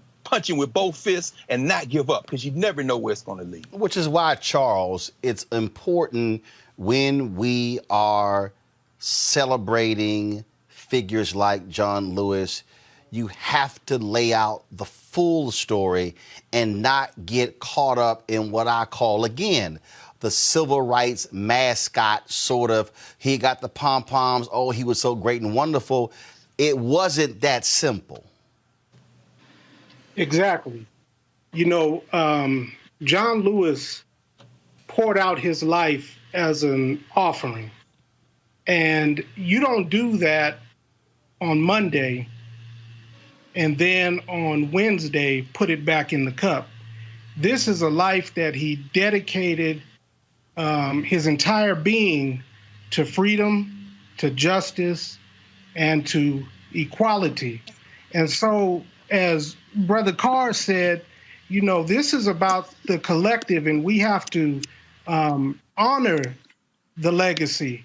And the way we do that is by continuing the work of justice in that Black radical tradition. And so, you know, here at Africana Studies in Albuquerque, New Mexico, you know, we're dedicated to fighting the forces of evil and racism and white supremacy. And that just didn't happen, you know, last month or 10 years ago. That's our foundation, and it's been our foundation. And so we're dedicated to doing that.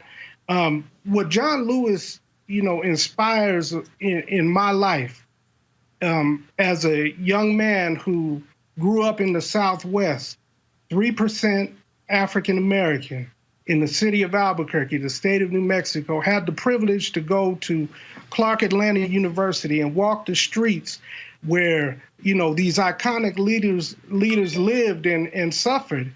That inspired in me a will to continue.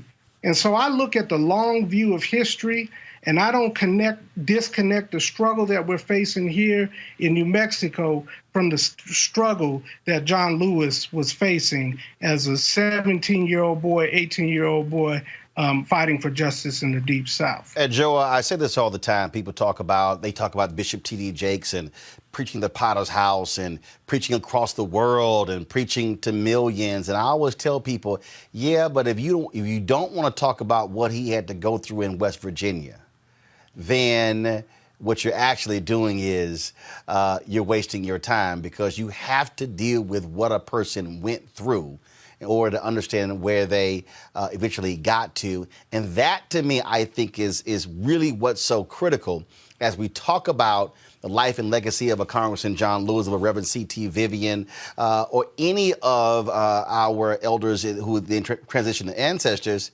That cannot be lost and forgotten. I think you're absolutely right, Roland. You see this intentionality around sort of cherry picking quotes and, moments when they, gave certain speeches. And we cannot do that. We have to look at their work in totality. And we have to remember that they were, in fact, true radicals. The idea of peaceful protest was even too radical in their time. And that time wasn't too long ago. So, and that includes policymakers. So I think you're absolutely right in that we cannot just select different pieces from what we want our people to know about them. We have to look at their entire body of work and truly understand what it is that they were seeking to do.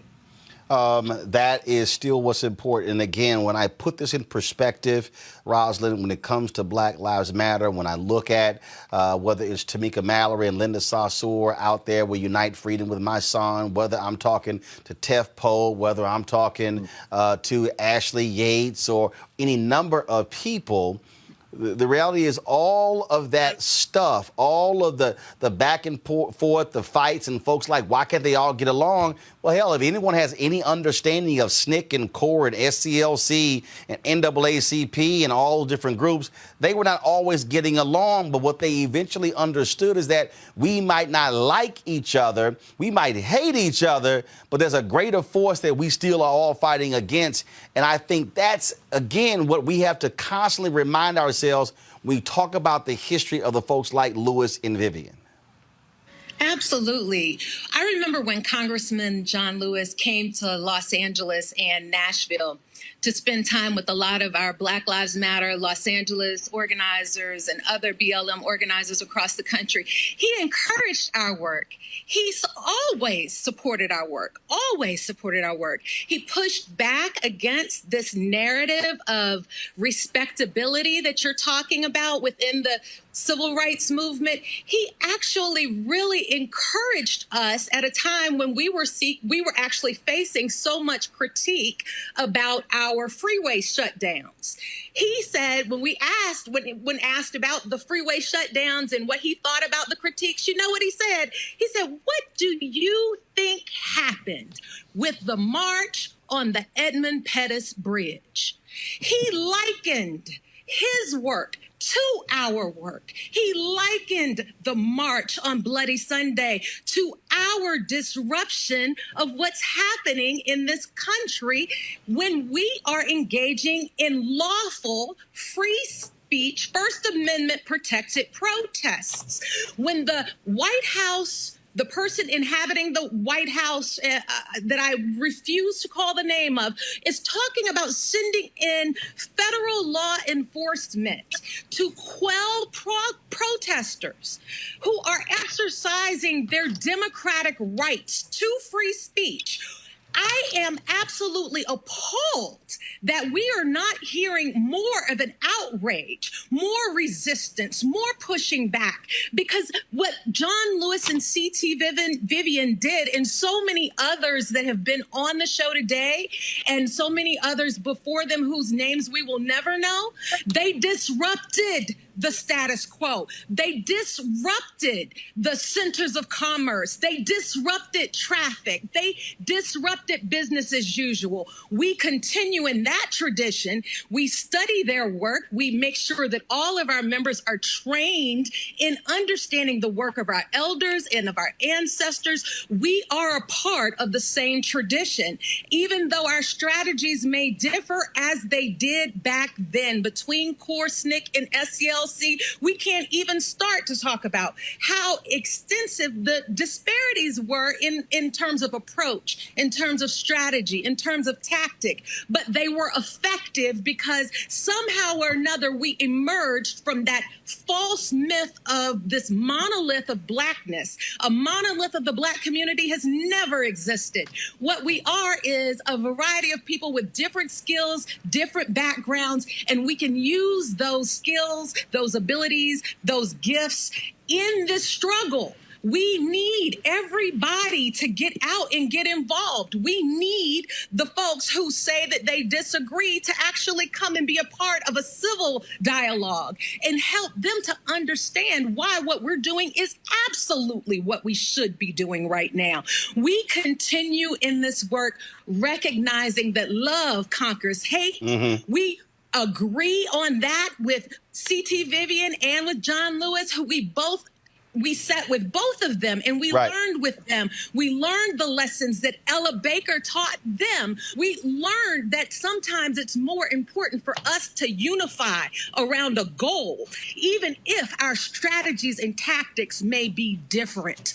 We have the goal of justice. We have the goal of human rights for Black folks. We have the goal of eliminating anti-Black racism that has been vicious in our history in this country over 400 years, and we are all very well aware that it needs to be done. We're not willing to play the games of acting like we're all talking about the same thing when we know very well that there are people who are seeking to undermine the equality and opportunities and access of Black folks. We will not sit by and let another child be hit in the head with a police officer's baton or be struck in the back by a police officer's bullet without us standing up and saying no more. All right. Roslyn, Adjoa, Charles, and Greg Carr. We surely appreciate it. Thanks a lot. Thank you. Thank you for having me. Appreciate it. For having us, Roland. Folks, earlier today, we talked to Senator Kamala Harris, who shared with us her perspective and thoughts about losing the great Congressman John Lewis. Senator Kamala Harris, glad to have you back on Roland Martin Unfiltered. Quite a sad weekend for the Congressional Black Caucus, for the Congress, the nation, and the world with the death of Congressman John Lewis.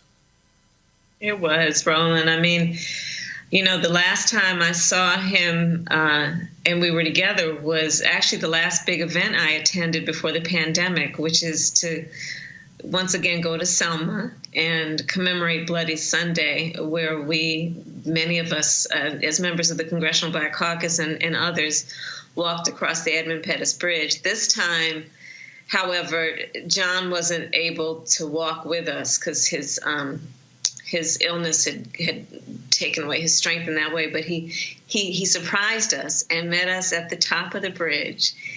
And he was such a special man. He was such a special, humble servant of God. He really was. John has fire in the belly, but the way that he would speak and talk and just look at you, it was always with a sense of dignity. You know, he understood his own. He was very comfortable in his skin. He understood the dignity of self, and he always gave dignity to those with whom he spoke and with whom he led. And he was just a special man. And you know, we had many wonderful conversations over the years. Somebody said, well, you know, during the civil rights movement, there were so many men, and I said, well, yeah, no, there were a lot of women too. Diane Nash being one of the remaining living heroes of those days. Mm-hmm. But one thing about John Lewis, he loved ambition in women. It was wonderful to see. He encouraged it. He was always very encouraging of me. And I, like so many of us in our nation and our world, will truly miss him. While you were talking, we were showing some photos there of you and him, as well as when he went down to Black Lives Matter Plaza. I'm going to show that with Mayor Muriel Bowser. Stage 4 cancer, Roland, and he was there with his cane, proud and strong. This was a man who wasn't letting anything take away the strength that he had and shared with so many. Yeah. On that point, I mean, again, that was last month. That was in June. He was very ill, but he felt it was important that his presence be there. And I always use this phrase all the time, that some people are present and some people have presence, and he had both. He had both. That's great. You're right. You're totally right. And to your point, Roland, I mean, remember, you know, we watch with admiration of his strength and his sacrifice, the video of that horrible beating of protesters, of which John was a leader, walking across the Edmund Pettus Bridge, those 50-something years ago. We see the black and white photographs and his speech on the Mall, on the March on Washington, which, by the way, remember, was the March on Washington for jobs and freedom, which was also a big part of John's life's work, which was fighting for civil rights and fighting for economic justice. But let's not forget, to your point about being present and having a presence, he was present front and center then at these historic moments in our history, in the ongoing struggle for civil rights. But he was also present in understanding the collective struggle for civil rights. He was present, the first person to testify against DOMA in the United States Congress, and to be present, saying that there should not be these bans on people's ability who love each other to be married, and in the fight for marriage equality. He was front and present on that. He said that there was a connection that he was clear about from Loving versus Virginia to that current fight for marriage equality, saying people should have the ability to love who they love. He was present in the ongoing fight that we have for immigration reform, where he said that immigrant rights are about civil rights, right? John was present at Black Lives Matter Plaza when the paint on that ground was almost still wet, present, walking with a cane with stage 4 cancer, aligning himself, as he always did, with the struggle, with the movement, because he was such a leader in the ongoing movement, always present.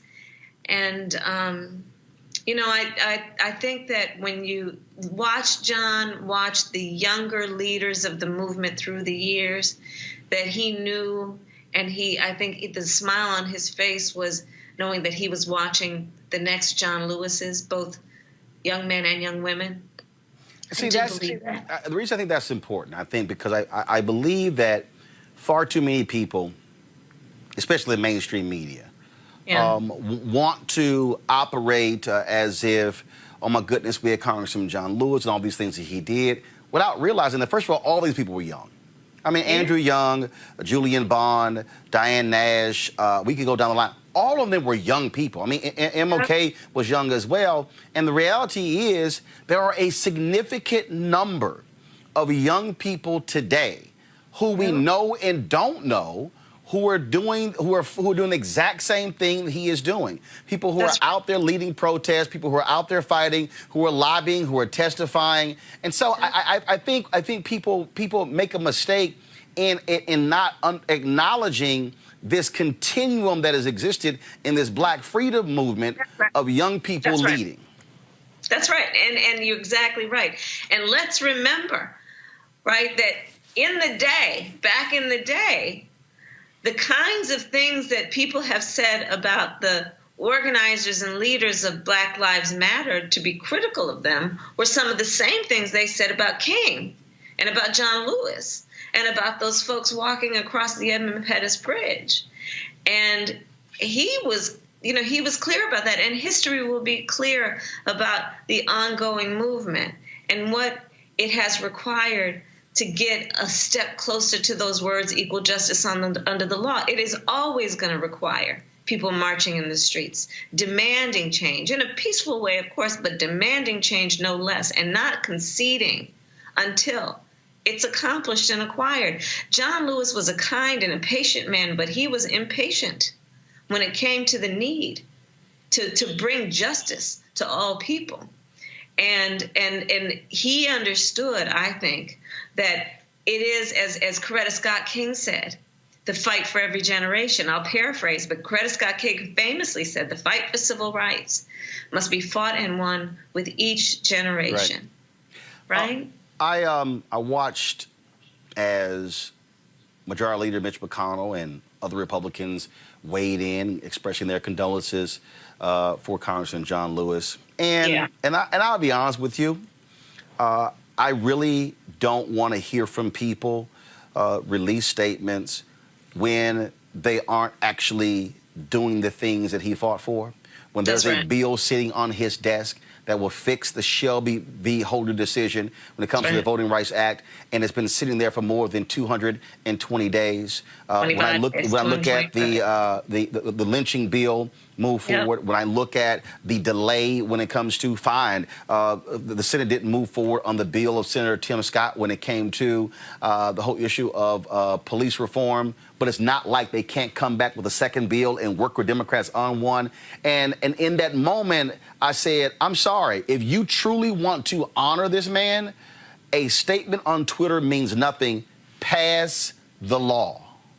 So, Roland, I have called on Mitch McConnell to put the H.R. 4, which was passed out of the House, the Voting Rights Act, to put it on the floor of the Senate for a vote and name it the John Lewis Voting Rights Act of 2020. And because you are exactly right. Look, I'm too busy watching what you're doing to hear what you're saying. You can tweet all you want, your condolences, express those condolences through the power of your role of leadership at the moment, which is to put that bill on the floor, which represents everything that he fought and bled for in the name of love of country and love of Constitution of the United States. So you are right. You look at the need to pass the Justice and Policing Act that has now been named the George Floyd Justice and Policing Act. Cory Booker and I worked on that together in the Senate. It was passed out of the House with bipartisan support. Put that on the floor for a vote. Let that be the basis of the discussion, because that's the one bill on police reform that has been presented in the course of these last many months that actually has teeth in it, and that would require real accountability and real consequence for bad behaviors. But yeah, put those bills on the floor. And if we need to debate them, sure, let's debate them, but put them on the floor. Don't hold back our ability to fight for progress in this nation because of your political agenda. When we talk about these issues, first of all, he wasn't just focused on voting. Any number of issues, 17 terms in Congress. And even up into his death, what's happening with coronavirus, what's happening when it comes to economic relief for Americans, when it comes to housing. You've put forth a bill in that particular area because the reality is people are still hurting. People right now are facing getting kicked out of their homes, and they're going, what am I supposed to do? That's right. So right now, I have many bills that I've offered and introduced to deal with this moment around this crisis, which has really highlighted a crisis that existed long before the pandemic, which is the racial disparities in our country around everything from home ownership and wealth to health, pre-existing conditions, to educational disparities based on race. But specifically this week, I'm offering what's called the Relief Act. And what it would do is, one, it recognizes that in the month of June, Roland, 1/3 of Americans were not able to pay their housing costs. 1/3 of Americans could not pay either their rent or their mortgage. This is serious. Yep. And so I'm saying that during the course of this pandemic and for months after that, there should be a ban on foreclosures, a ban on evictions, a ban on shutting off people's utilities like their water service, that there should be a ban on negative credit reporting until we get through this. And it would say it would help the mom and pop landlords, the grandmother who has, 1 or 2 rental properties. But what it does is it says that we need to make sure that our families have a roof over their head to help them get through this crisis, which is not of their making. And that is that's why I'm proposing it. It's to protect renters, to protect homeowners. I have a history of working on this issue. When I was Attorney General of California, I took on the big banks around the foreclosure crisis, where they were these predatory lending practices that disproportionately impacted Black homeowners, Latino homeowners, immigrant homeowners. I have done this work, and when people are looking at the possibility, the real possibility of losing their home, be it their apartment that they rent or the home that they are paying a mortgage on, it's a moment of real crisis. But we also can see in this moment an opportunity to save them and help them to get through this crisis in a way that they can be on their feet and land on their feet when it's over. I do want to ask you about one thing. You made this point earlier. Congressman John Lewis, the last surviving speaker of the March on Washington for Jobs and Freedom on August 28, 1963. And you tweeted out a video of him speaking on that day. And a lot of people forget, first of all, far too many people only hear the last part of Dr. King's I Have a Dream speech. They totally ignore the top piece. They totally ignore all the other speakers on that particular day. But in the clip that you posted, and I want to play it, he spoke specifically about police brutality. Yeah, that's right. We are tired. We are tired of being beaten by policemen. We're tired of seeing our people locked up in jail over and over again. And then you holler, be patient. How long can we be patient? We want our freedom, and we want it now. So here he is in this clip talking about police brutality, and we're still seeing it today. That's what led to the George Floyd protest 9-10 weeks ago. That's what's happening in Portland, where you have these unidentified federal agents who are attacking people, arresting them, taking them off of the streets as well. We are still dealing with the very same thing in 2020 that he spoke about in 1963. Right, and that's why John Lewis was a part of the George Floyd Justice and Policing Act, and that's why he was out on Black Lives Matter Plaza, because he was seeing it through. He was seeing through his lifetime commitment to justice in America, understanding that one of the topics therein is police brutality being disproportionately directed at Black folks and people of color and indigenous people. John Lewis was clear about that from the beginning, and you will see a consistent through line in his life and in his career in fighting for these issues. And it really is, he saw so much progress, and I have to believe that he has passed on with a sense of great accomplishment. But, you know, in his honor, we really need to see it through, too. We all need to see it through. For him and for our community and for our country, we need to see it through. We need to be like John Lewis and always show up and see it through. Well, Ambassador Andrew Young said something to me that I thought was important. He said they've moved on. He said, but they're still with us because of the fact that we're still talking about them. We're still talking about what they did, and what they means that they are still here, living and breathing, simply not here physically. Right. We keep them alive that way. Indeed. We keep them alive that way. And it's part of our tradition also. He is now one of the ancestors. He was an elder, and now he is an ancestor. And that's part of our traditions of honoring our ancestors and doing that always and passing down the stories to make sure that they are alive, and not just that we romanticize them, but that we understand their struggle and their commitment, and we understand that it's our responsibility, it's our duty. It's not a luxury, it's not if we feel like it, it's our duty. Those of us who have benefited from their struggle and their pain and their sacrifice, it is our duty to continue and to be their legacy. That's how we truly honor them. That's how we truly honor them. Senator Kamala Harris, we appreciate it. Thanks a lot. Thank you. In 2018, we covered MLK 50, which was the commemoration of the assassination of Reverend Dr. Martin Luther King Jr. We conducted a number of interviews with people all across the country. One of them took place here in Washington, D.C., in his congressional office with Congressman John Lewis. We talked about a number of different things, including SNCC, Dr. King, but also you're going to see the first time he had a conversation with Colin Kaepernick. I was actually texting Colin, told him what I was doing. He said he had never met Congressman Lewis. Congressman Lewis said he had never met Colin Kaepernick. And so you're about to see that conversation. We've never shown this before. And so we will close the show out with my sit-down conversation with Congressman John Lewis, icon and legend, that took place in 2018. Congressman, when you began to think back, all those battles, all those fights, you were leader in SNCC, and it was interesting, your SNCC compadres were not always pleased with Dr. King. You had differences of opinion there.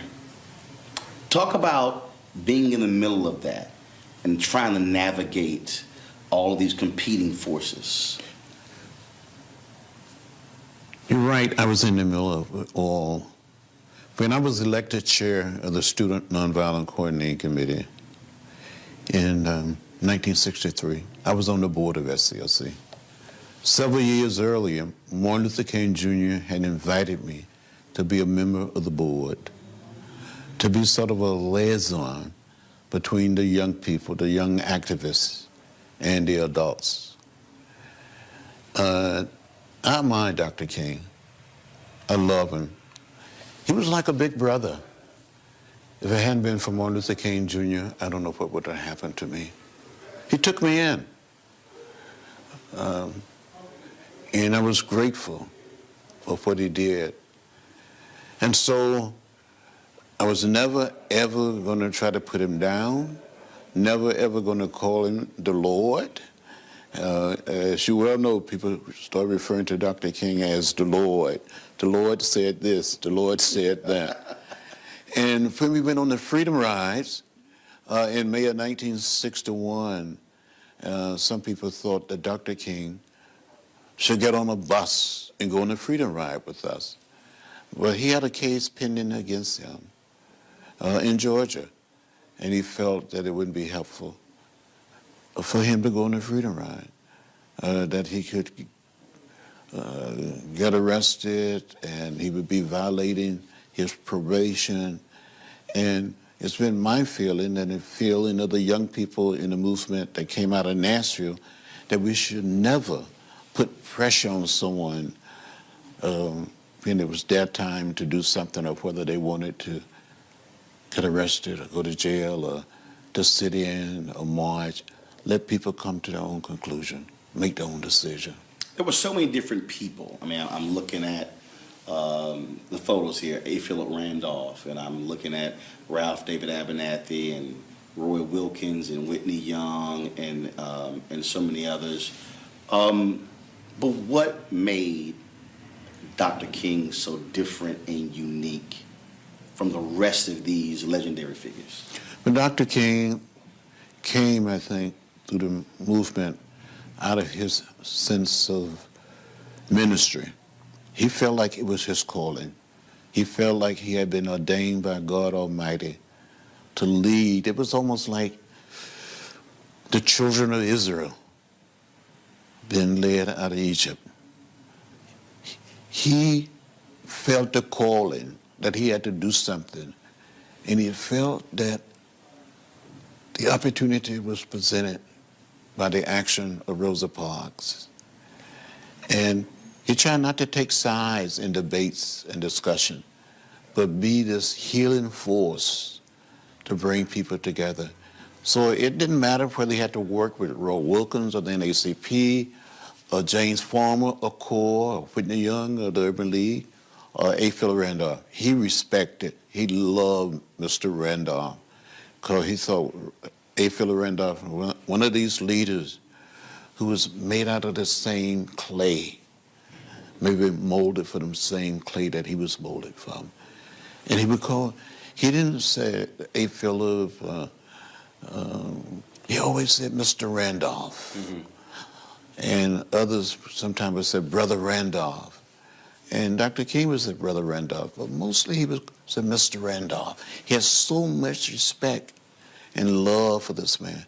This man who was born in Jacksonville, Florida, moved to New York City, and became a champion of civil rights and human rights and labor rights. He's ahead of his time. So I was texting before, so let me pass it. So we were talking. I was texting this guy before you came in. So you said you never talked to him. You can go ahead and say hi to him. Hello, sir. How are you? Colin? Hello? Congressman John Lewis. Hi, how you doing, brother? I'm doing great. How you doing, brother? Fine. Thank you for all of your work, for your leadership. You have touched me, you have inspired me, and to see you getting out there pushing and kneeling, you have done so much not just for the American community, but for the world community. I said, thank you. I admire you. I love you. Thank you for paving the way for an opportunity like this to even happen. It's great to finally connect with you. I talk to Mr. B about you all the time. We have great conversations, so it's great to finally have this conversation and be able to connect. Yeah, well, I'm honored to have an opportunity to speak to you. I wish sometime when you're in Washington or in Atlanta that we could get together and maybe have something to eat or something to drink, talk about where we must go from here. I would love to do that.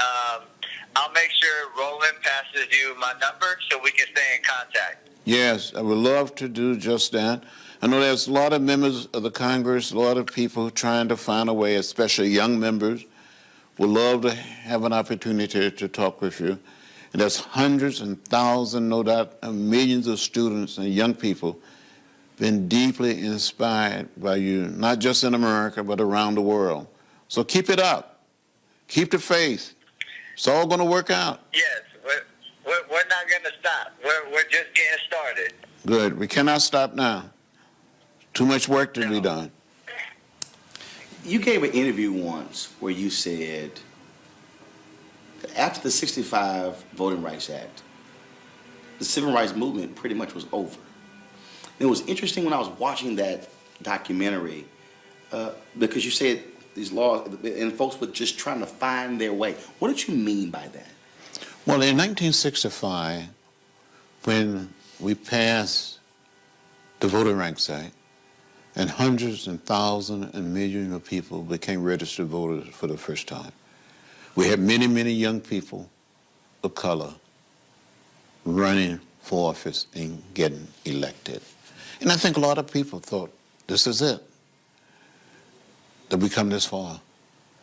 There was another major down payment on freedom. And then when President Obama got elected, people saw that as another major step forward. But then we quickly learned that there were still people, still forces in America trying to take us back to another time and another place. That still exists today. So you had this point after 65. Dr. King and others are trying to figure out what's next. He goes to Chicago. Very difficult path there. And then, of course, we get to 67. And then he decides to take his stand against the Vietnam War. When I talked to Clarence Jones, I said, I believe that his death certificate was written on April 4th, 1967. I just don't believe there's a coincidence that he's assassinated to the day, a year to the day, after he gives that Beyond Vietnam speech at Riverside Church in New York. Well, on April 4th, 1967, I was at Riverside Church when he made that speech. And many people felt then, and I felt it also, that this was the defining moment that a lot of people, even people in the African American community, some people in the civil rights movement felt that he was breaking with the traditional supporters. He was attacked, vilified. By some black leaders. He was even some of the black leaders saying he's going too far. That he needed Lyndon Johnson. And Lyndon Johnson, for the most part, stopped speaking to him, calling him in. But King stopped taking his phone calls. Yes. And there were people on the board of FCLC, when you tell the truth, nothing but the truth, they sort of dissed him. And it was a lonely period for him. That last year, so many people I've talked to, the strain, the pressure, the stress, speaking fees dried up, his book, Where Do We Go From Here, Chaos or Community, worst-selling book. Nobody wanted to read it. As you observed him in that final year, did you see that as well? And did he talk about what he was dealing with? Well, he was trying to organize the Poor People's Campaign. He hadn't planned to go to Memphis. He was invited by the labor union and by Jim Lawson, someone that he admired and trusted to come and help the sanitation workers. It was a difficult year for him, because some people suggested that he needed a rest, and others suggested that maybe he should go and become a president of some major college or university. And he was been criticized on all sides. But he was a man of conscience. It was not a good year for him.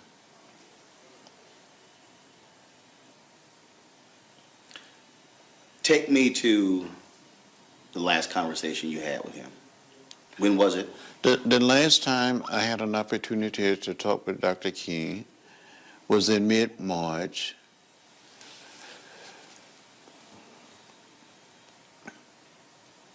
Just before he went to Memphis.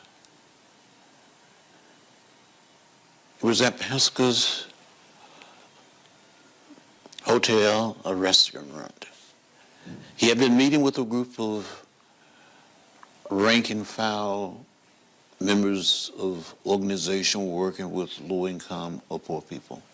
They were black, white, Latino, Asian American, and Native American. Because he wanted the Poor People's Campaign to look like America. And he kept saying, I will see you in Washington. And he never made it to Washington. The night that he was assassinated, that evening, I was in Indianapolis, Indiana, campaigning with Robert Kennedy, working toward his nomination, the Democratic nomination for president. And when I heard that Dr. King had been shot, I didn't know his condition. When Robert Kennedy came to speak, he said, we have some sad news tonight, that Martin Luther King Jr. had been assassinated in Memphis, Tennessee. So prior to him saying that, you didn't realize it. So when that audience found out, that's when you found out. That's right. When the audience heard the message, I heard it at the same time. And I cried. And I said to myself, well, we still have Bobby. So I went back to Atlanta and helped in preparation for the funeral and stayed there for about 2 weeks. I got back in the campaign and went to Portland, Oregon, and with Robert Kennedy. And then I went on to Los Angeles.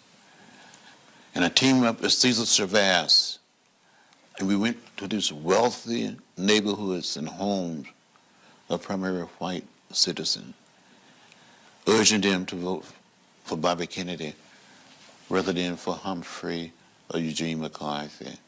Went to churches. We had an unbelievable motorcade through the city, and there was these black athletes like Rayford Johnson and the big guy, Rosa Greer, trying to hold Kennedy in the car. And you saw hundreds and thousands of people, especially in the African-American community, in the Latino community, rallying for Bobby. And he invited me to come to his suite that evening, and he joked with me.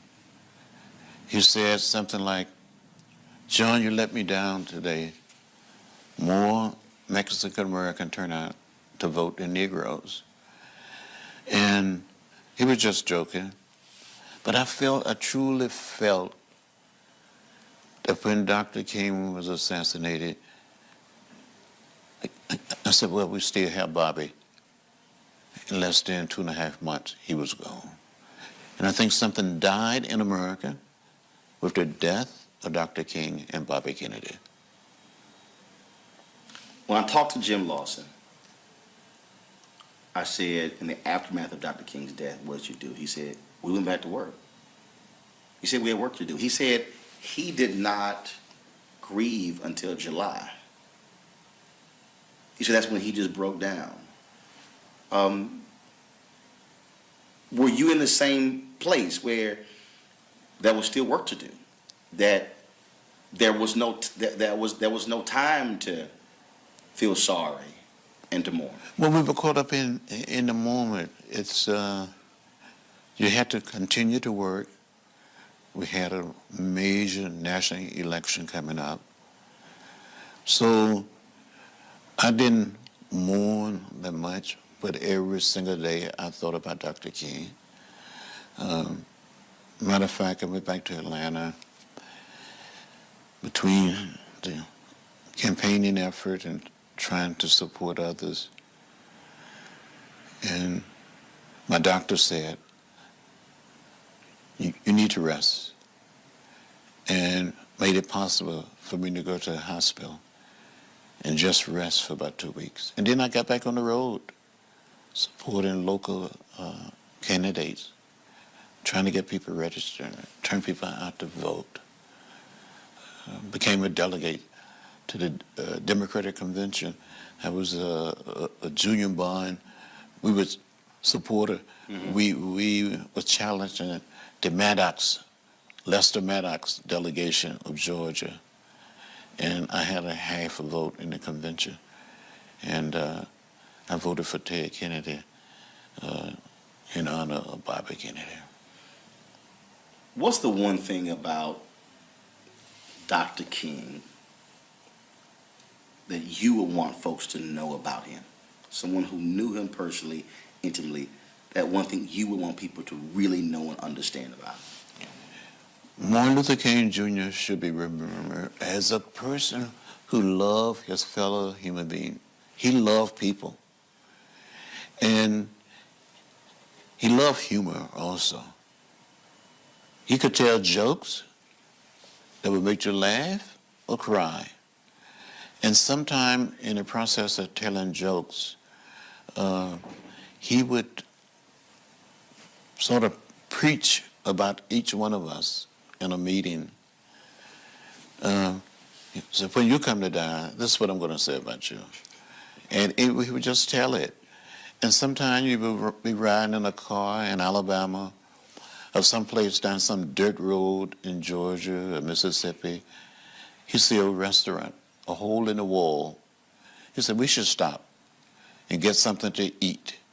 If we get arrested and go to jail, we go on a full stomach. And then he would just laugh about it. But I think this is part of his effort to make us all feel relaxed and not be up so tight and not be so afraid.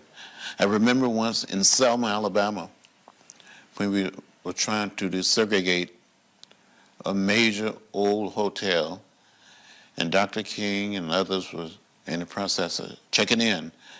And a guy who was a racist walked up and said to Dr. King, are you Martin Luther King Jr.? And this guy hit Dr. King in the face just as hard as he could.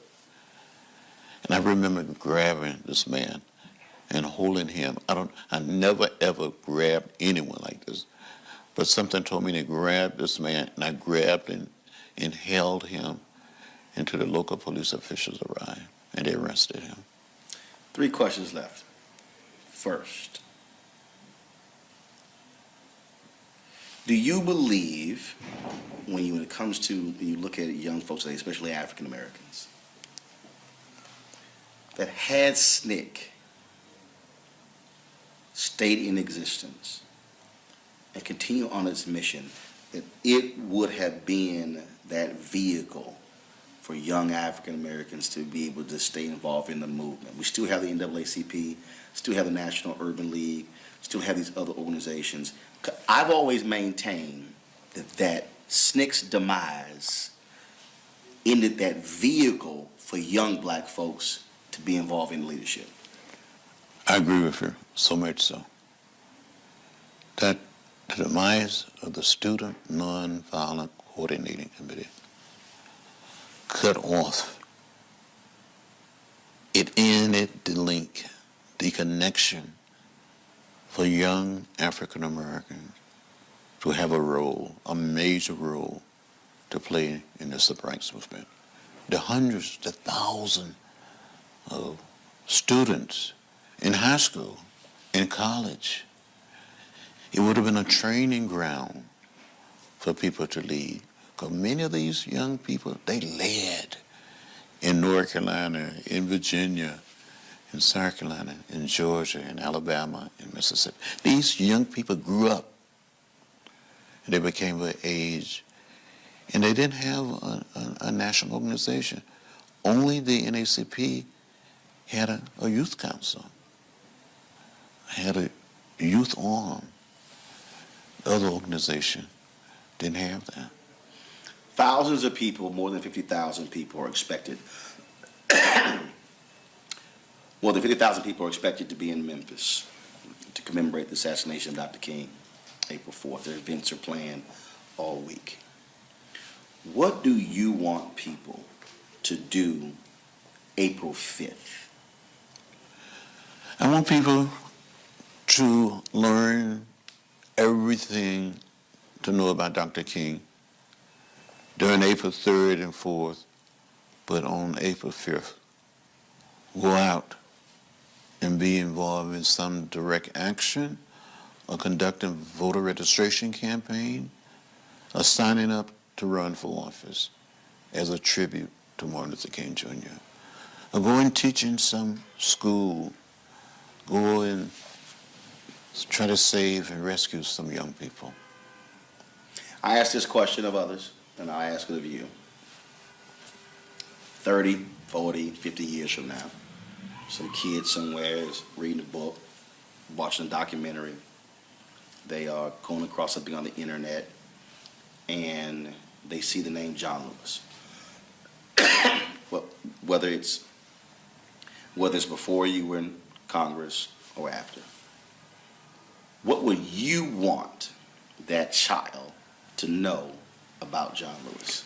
Well, first of all, I would want that child to know that as a young person, I was deeply inspired and moved by the teaching and action of Dr. Martin Luther King Jr. And they too can be inspired to take action, to stand up and speak out and get in what I call good trouble, necessary trouble. When they learn the lesson of Dr. King, the teaching of Dr. King. If it hadn't been for Martin Luther King Jr., I don't know what would have happened to many of us growing up in the South. Still miss him? I miss him. I miss him. Every day in his office, I'm surrounded by him. In my home in Atlanta, in my home in Washington, I'm surrounded by him. It reminds me of some unbelievable days, the meetings, of the preaching and speaking of this one man. I grew up very shy and listened to Dr. King. I lost my shyness. He made me a better human being. He taught me how to stand up, fight, speak up, and speak out.